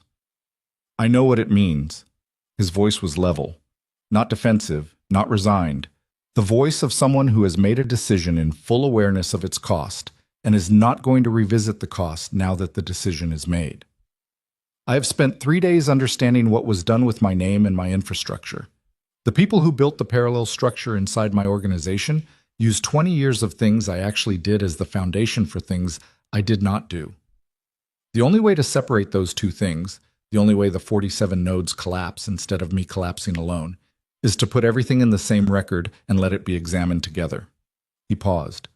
I am not doing this because it is comfortable. I know, Elena said. I want that understood. It's understood. He looked at her for a moment longer. Then he pushed off the wall and picked up his jacket, still damp, and put it on with the deliberate movements of a man accepting a physical discomfort as part of what the day was going to require. Ferris finished with Garrett's arm. She dressed it, said something concise about what he should and should not do with it in the next 24 hours, and repacked her kit. Garrett put his jacket back on over the dressing with some difficulty and no complaint. They left the maintenance area through the service exit that Rask had identified on the route, emerging into a side street that was entirely ordinary in the way that streets are ordinary in the middle of the day. People moving, traffic, the ambient noise of a city that had spent the morning being completely unaware that a sub-level corridor 2 blocks away had been flooded by a broken water main, and that the 4 or 5 people who had been in that corridor following a group through it had emerged, wet and disordered, into a service passage that led them away from the evidence they had been sent to stop. Elena stood on the street for a moment and breathed the air. It was cold still, but the particular cold of early afternoon rather than pre-dawn, the kind that has some light in it. Her clothes were damp at the lower half, and her shoulder was a continuous complaint, and she had been awake for roughly 19 hours, and the last several of them had been physically demanding in ways that the body keeps an accurate and resentful account of. She was aware of all of this as information. She put it in the same category as the fluorescent light buzzing in the locksmith shop. Present, acknowledged, not in charge. Osei's office was a 20-minute drive. Santos had the vehicle waiting 2 blocks from the service exit, exactly where Cobb had told him to wait, because Santos was the kind of person who waited exactly where he was told, and for as long as necessary, which was a quality that Elena had come to understand was rarer and more valuable than most things that got called skill.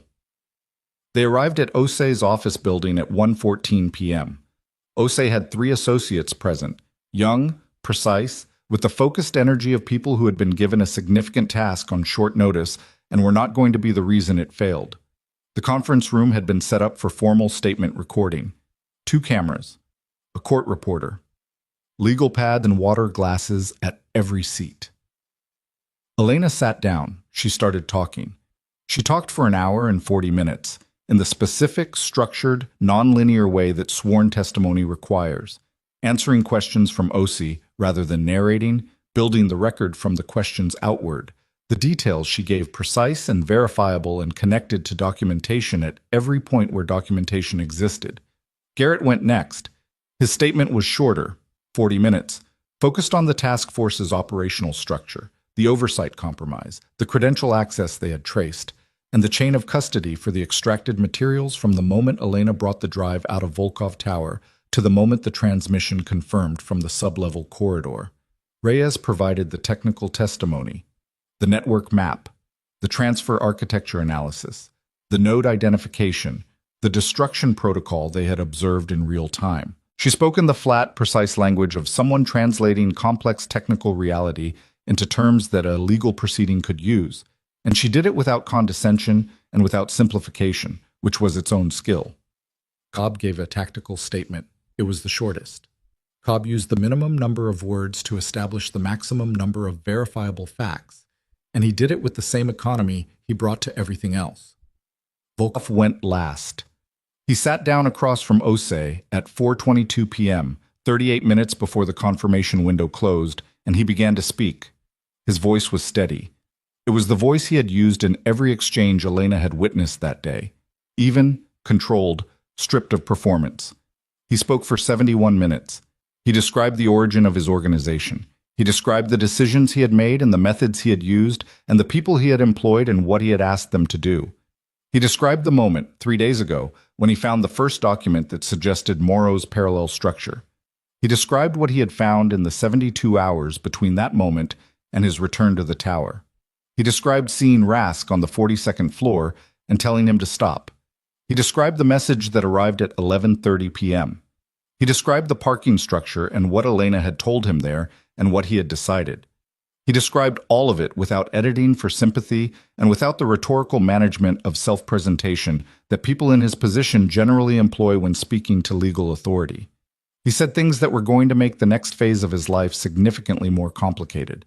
He said them anyway, in the same tone, without marking them as distinct from the things that were less complicated. Elena sat in the room for all of it. She had not been required to stay. She stayed. At one point, Osei asked him why he had reached out to the task force rather than attempting to handle the situation through his own resources. Volkov was quiet for a moment. The specific quality of the quiet was different from his other pauses. Not calculation, something else. Because my resources, he said, are the thing that was used against me. Every asset I controlled, every channel I trusted, every person I had relied on for years. The parallel structure ran through all of it. I had no way to verify what was mine and what had been turned. He paused again. And because the woman your task force placed in my building for 11 months, when she had every reason to run, spent time on a security monitor, making sure she understood what she had seen before she left.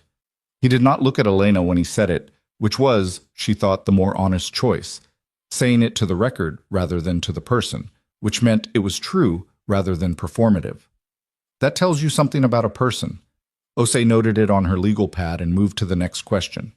They finished at 5:41 p.m., 19 minutes before the confirmation window. Osei made the confirmation call herself, from the conference room, while Elena and the others were still present. She confirmed receipt of the complete transmission. She confirmed the formal statements were recorded and would be incorporated into the filing. She confirmed that the filing would be submitted simultaneously to the federal judge, the investigative journalist, and the International Legal Oversight Body at 6 p.m. exactly. She ended the call. She set the phone down on the table. She looked at the group. At 6 p.m., she said, this becomes a matter of public legal record. What happens after that point is not something any of us in this room will fully control. Understood, Garrett said. The destruction protocol they ran on the source records will be documented in the filing as evidence of consciousness of guilt, Osei said. Paradoxically, it may strengthen the case rather than weaken it. Because destroying evidence tells the court something was worth destroying, Elena said. Yes. Osei looked at her for a moment with the look she had used at the front door that morning, the look of precise measurement. You should know that 2 of the 47 nodes have already initiated contact with their own legal representation in the last 2 hours. The cascade of the destruction protocol appears to have generated internal conflict within the network. People at that level, when they see a ship beginning to take water, do not wait for orders. They start looking for lifeboats. They'll offer cooperation, Garrett said. Some of them will, which means the prosecution picture improves significantly over the next 72 hours. She paused. It also means the 2 or 3 individuals at the center of this, the architects, the people who designed the parallel structure and placed Sauer inside Volkov's organization, those people will move fast. They know what cooperation means for them. Morrow, Volkov said. He had not spoken since his statement ended. Morrow is a concern, yes, Osei said. He disappeared 4 days ago and has not resurfaced. I've shared his information with the International Oversight Body. They have resources in the relevant jurisdictions. He will not go to the obvious places, Volkov said, the places that money goes. He spent 14 years inside my organization learning how I thought about security and movement. He will do the opposite of what appears logical. Can you give us specifics? Osei said. Volkov looked at her for a moment. I can give you a list of locations and methods that are not logical and that he would consider because I would consider them. He reached for a legal pad and a pen and wrote for 4 minutes without stopping. He tore the sheet off and slid it across the table to Osei. Share that with the international body, not the domestic federal structure. Because the domestic federal structure is currently being cleaned, he said. Until it is clean, I would not trust it with that list. Osei looked at the list. She folded it and put it in the file that one of her associates was building at the end of the table. Noted. At 6 o'clock p.m. Exactly, Margaret Osei submitted the filing. Elena was standing at the window of the conference room when it happened. She wasn't watching anything in particular. The street below, the late afternoon light that had gone golden and low, the ordinary traffic of a city that was about to have something very large land in its understanding of how certain things worked. She heard Osei say quietly, filed. She kept looking out the window for a moment. The feeling was not what she had spent 11 months working toward feeling. It was not victory, because victory required a clean accounting of what had been gained and what had been lost. And the accounting at this point was not clean. Garrett's arm. The safe house that was no longer safe. The task force, compromised for 8 months, possibly longer. The network of people who had spent years building something inside the legitimate structures of government and finance, and were now going to begin the process of reorienting to survive the exposure. Morrow, somewhere in the world doing the opposite of the obvious. The 47 nodes, several of them already calling lawyers. None of it was clean. She turned from the window. The room was quiet in the aftermath way. The way a room gets when the thing everyone has been building toward has just occurred and the adrenaline of the approach has resolved. And what remains is the reality of the new situation, which is always more complicated than the approach made it feel. Garrett was sitting with his good arm on the table and his eyes slightly unfocused, the pain in the other arm making itself known, now that there was nothing pressing enough to suppress it. Reyes was on her tablet, already tracking the initial responses to the filing, her face the focused face of someone watching something unfold in real time. Cobb was near the door, his usual position. Santos had stayed with the vehicle, his usual position. Rask was in the hallway outside. Elena could see him through the glass partition, standing in the way he always stood. The evaluation posture, the permanent assessment of the space he was in. The dark line on the back of his left hand was dressed now, Ferris having addressed it along with Garrett's arm in the maintenance area, and he stood with the same quality of presence he had brought to every part of this day, which was the quality of a man who had spent his entire professional life being the most dangerous and capable person in the room, and for whom this day had not fundamentally challenged that self-assessment. Volkov was at the far end of the table. He had a glass of water that one of Osei's associates had placed in front of him at some point, and that he had not touched. He was looking at the table's surface with an expression that Elena, watching him, tried to name and couldn't quite. She crossed the room and sat down across from him. He looked up. "It's done," she said. "Yes." "How are you?" The question surprised him. She could see it. The small, involuntary shift in his expression, the slight recalibration of someone who has been operating in a mode where that question is not part of the available vocabulary and has suddenly encountered it. "I don't know yet," he said. He said it honestly, which she had come to understand over the course of the day was how he said most things when he decided to say them at all. "That's a reasonable answer," she said. He looked at her for a moment. "You spent 11 months in my building." "Yes." "What did you make of it?" "Of it?" "The building." He paused. "The operation. What you observed." She thought about how to answer that honestly. "I built a profile of an organization that was efficient and controlled and that operated with a degree of internal loyalty that was unusual for its type. I built a profile of a man who was not what the public record suggested. More complex. Better at certain things than the record suggested and worse at others." She paused. "I also built a profile of an operation that had been partially hollowed out in ways that the man at the top had not detected, which at the time I attributed to deliberate concealment and which I now understand differently.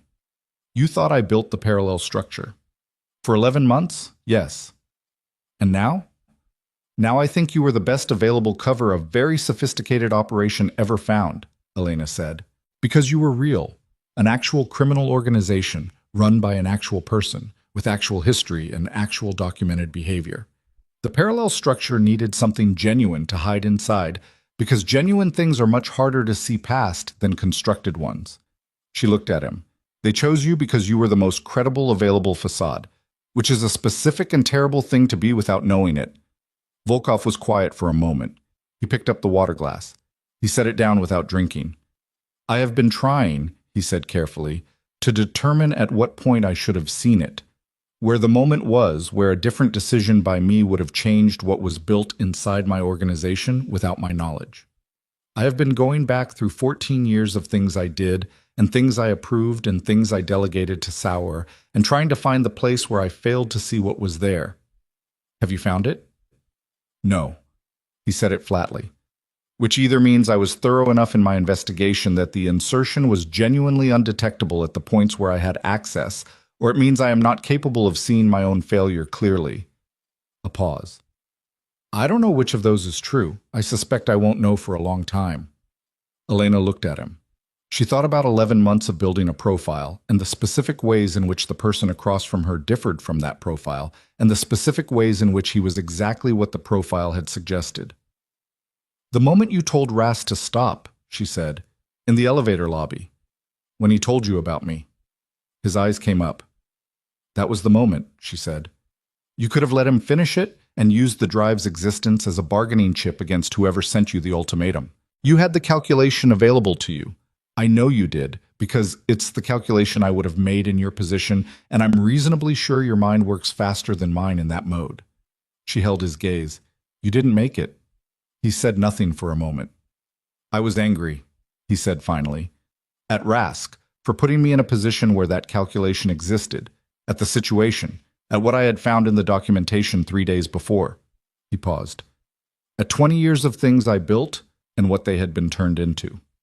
He looked at the table again. "It was not a noble decision. It was an angry one." "Most of the decisions that turn out to matter are angry ones," Elena said. "Noble decisions get made when you have time. You didn't have time." He looked at her again. The expression she hadn't been able to name was still there, and she had spent enough of the day in close proximity to him that she had accumulated enough data to try again, and what she arrived at was something like the expression of a man examining what is left after a very long structure has come down, and finding that some things are still standing and being genuinely, carefully surprised by it.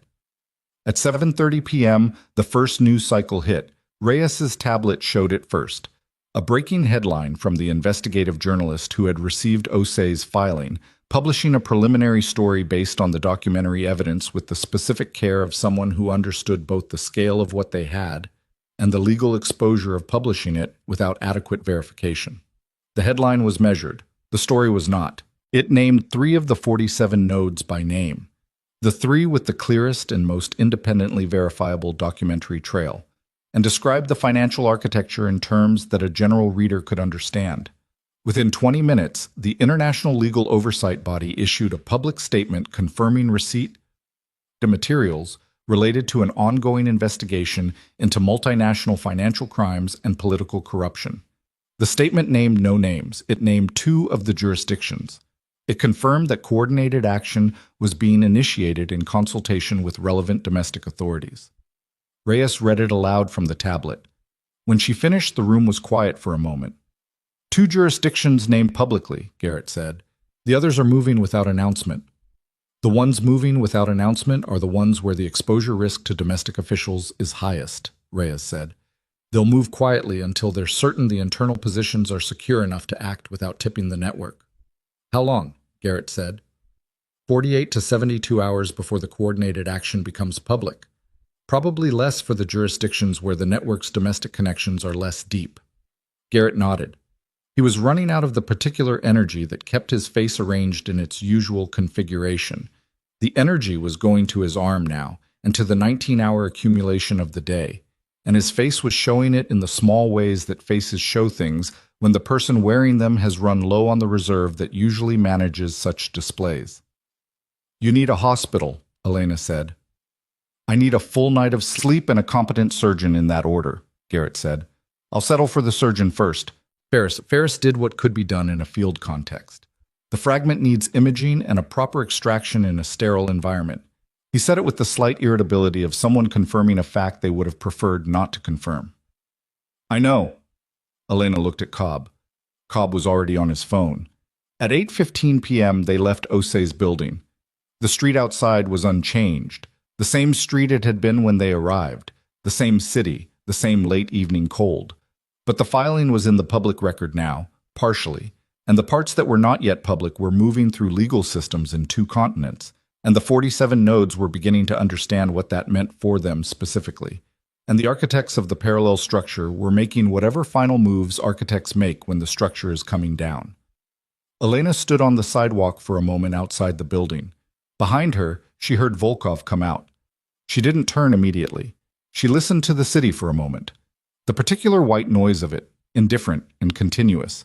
A city that had been operating all day while everything she had spent 11 months building toward happened in its sublevels and parking structures and the conference rooms of private attorneys and the encrypted inboxes of federal judges and investigative journalists. What happens to you now? She said. She said it without turning. She heard him stop a few feet behind her. Legal proceedings, he said. Extended ones. I have agreed to cooperate fully with the prosecution of the parallel structure and its architects. My own criminal history will be part of that legal process. I have no illusion about that. A pause. I have assets that will be frozen, and assets that will be seized, and assets that will survive because they are legitimate and can be proven to be so. I have a legal team that is currently being assembled by people Drachev has vetted, since Drachev is apparently one of the 3 people in my organization who is exactly what he appeared to be. Another pause. And I have approximately 47 ongoing legal proceedings that will need to be managed across 14 jurisdictions for the foreseeable future. That's going to take years, she said. Yes. Are you prepared for that? She heard him consider the question with the same honesty he had brought to the previous ones. I am prepared to find out whether I am prepared, he said. That is the most accurate answer I have. She turned then. He was standing in the evening light with his damaged jacket and the specific quality of stillness she had observed at the beginning of the day, in the parking structure, and that she now understood differently than she had understood it then. Not the stillness of a man doing tactical calculation, the stillness of a man who has stopped running a certain kind of calculation because the situation that made it necessary no longer exists in the same form. The woman, he said, in the security monitor, 14 floors below where you were supposed to be. Yes. When you saw me in the elevator lobby, when you saw Rask and me. He looked at her directly. You said that what you saw told you something, that you stayed on the monitor for 7 seconds, making sure you understood what you were seeing. Yes. What did it tell you? She thought about 7 seconds on a silent security monitor at 10:53 p.m. The expression on his face. The exchange with Rask, the single sentence, the step back. It told me you were the wrong target, she said. He held her gaze for a moment. I was not the wrong target when your task force formed, he said. No, she said. You weren't. You were exactly the right target for what we understood at the time. But you stayed on the monitor for 7 seconds. I stayed for 7 seconds, she said, because I had spent 11 months building a model, and what I saw in those 7 seconds didn't fit the model. And when something doesn't fit the model you built over 11 months, you look at it for 7 seconds before you decide what to do with that information. She paused. You've been doing the same thing for 3 days. He looked at her. With my own model. Yes. He was quiet. Behind Elena, the city continued its evening routine. Garrett was being helped into the vehicle by Cobb. Reyes was on her tablet, still tracking. Santos was at the wheel. Rask was waiting near the black vehicle, watching the street with his permanent assessment. Elena Mercer, Volkov said. His voice had something in it she couldn't quite identify, and she was becoming comfortable with that, with the fact that Cassie and Volkov contained things that were not fully translatable through the models she had been trained to use. Yes, she said. Thank you, he said, for 7 seconds. She looked at him for a moment. The evening light was doing what it does in cities in the late fall, going amber and low, making things that are ordinary look briefly less ordinary, and then the angle changes and they look ordinary again. Don't disappear, she said. Not until this is done. I won't, he said. She believed him. Over the next 14 days, the coordinated raids began. They started in the jurisdictions where the network's domestic connections were shallowest and moved inward. Arrests in 4 countries in the first 72 hours. Asset freezes across 9 institutions in the first week. 2 of the 47 nodes, having cooperated early, received consideration that reduced their exposure to something that would permanently alter their lives without ending them. 11 others were not offered that consideration because the evidence against them was complete enough that cooperation was not a meaningful bargaining chip. Stepan Moro was located on the 11th day. He was found in a city that was not obvious and a situation that was not logical, exactly as Volkov had predicted. He was found because of a list written on a legal pad in a conference room at 5:42 p.m. on the day the filing was submitted. He was found alive and in good physical condition, and with the particular composure of a man who had been waiting to be found and had spent 11 days deciding how he was going to behave when it happened. He cooperated. His cooperation was extensive and detailed and led directly to the identification of the architect at the center of the parallel structure, the individual at Node 1, the person whose name appeared on no document in any of the 47 node connections, but whose fingerprints, once Morrow described them, were identifiable in retrospect in the design logic of the entire system. The name, when it became public, produced the specific quality of silence that names produce when they are names that people believe they understood and now have to understand differently. Elena learned it from a news alert on her phone. She was sitting in an ordinary chair in an ordinary room that she had rented under an ordinary name in a city that was not where she had been for the last 11 months. She read the alert twice. She set the phone down on the table beside the chair.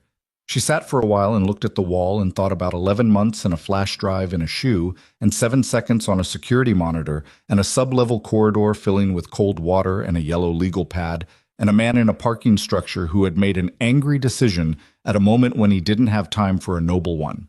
She thought about 47 nodes and the ones that were cooperating and the ones that weren't, and the 2 continents of legal proceedings that were going to take years to resolve.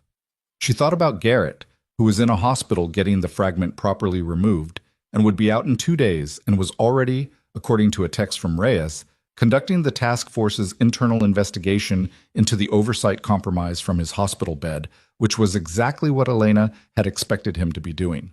She thought about Cobb, who had gone back to wherever Cobb went when there was nothing immediate to address, which was a place Elena had never asked about and Cobb had never volunteered.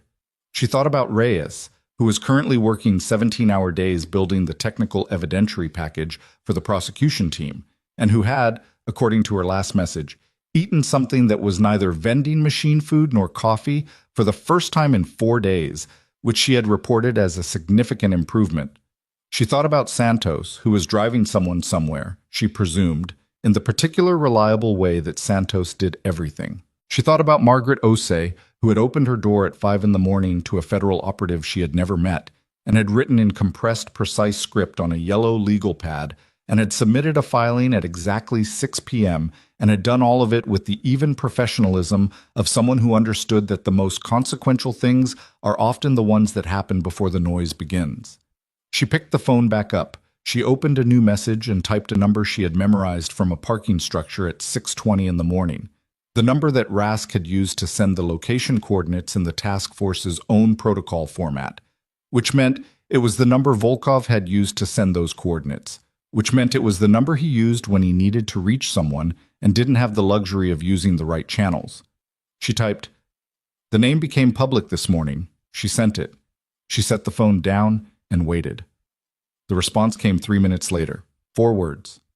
"I saw." "It's enough." She read it twice. She set the phone down again. Outside the window of the ordinary room, the city was doing what cities do, continuing, indifferent, full of people who were conducting their lives without knowledge of the specific weight of what had just shifted in the infrastructure around them. The legal architecture that had been used for 9 years to move money and influence and leverage through the visible world was dismantled now, or in the process of being dismantled, and the visible world had not yet fully registered the change. The way a structure doesn't know, it has lost its foundation until the next weight is applied.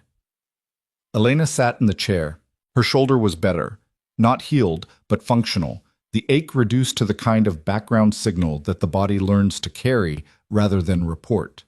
She was tired in a way that sleep had addressed only partially, the kind of tired that goes below the level that sleep reaches and that only time addresses. She was 39 years old.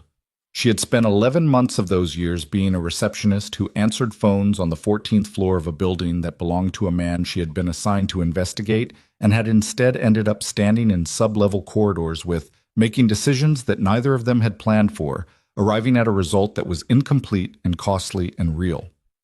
She thought about what it meant to take something apart. A building, an organization, a 20-year empire, the things that fall and the things that don't.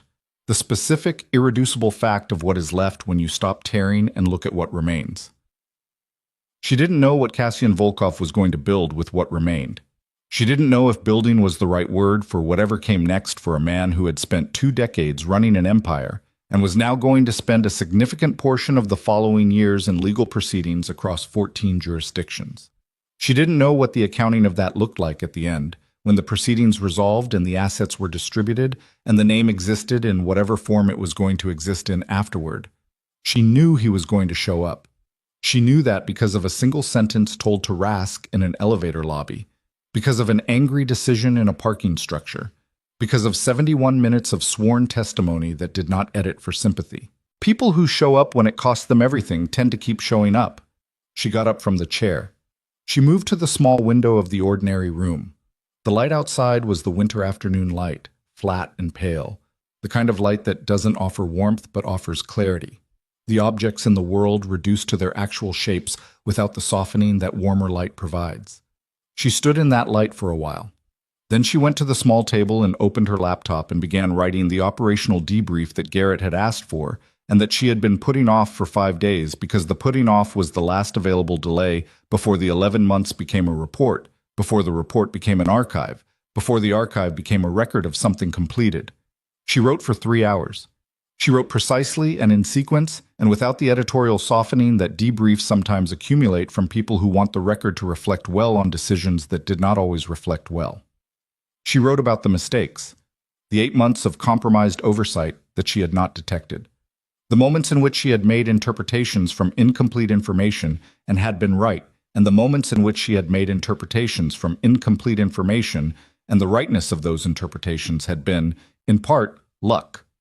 She wrote about 7 seconds on a security monitor. She wrote it as a factual entry in the timeline, the observation made, the conclusion drawn, the decision that followed. She wrote it without gloss.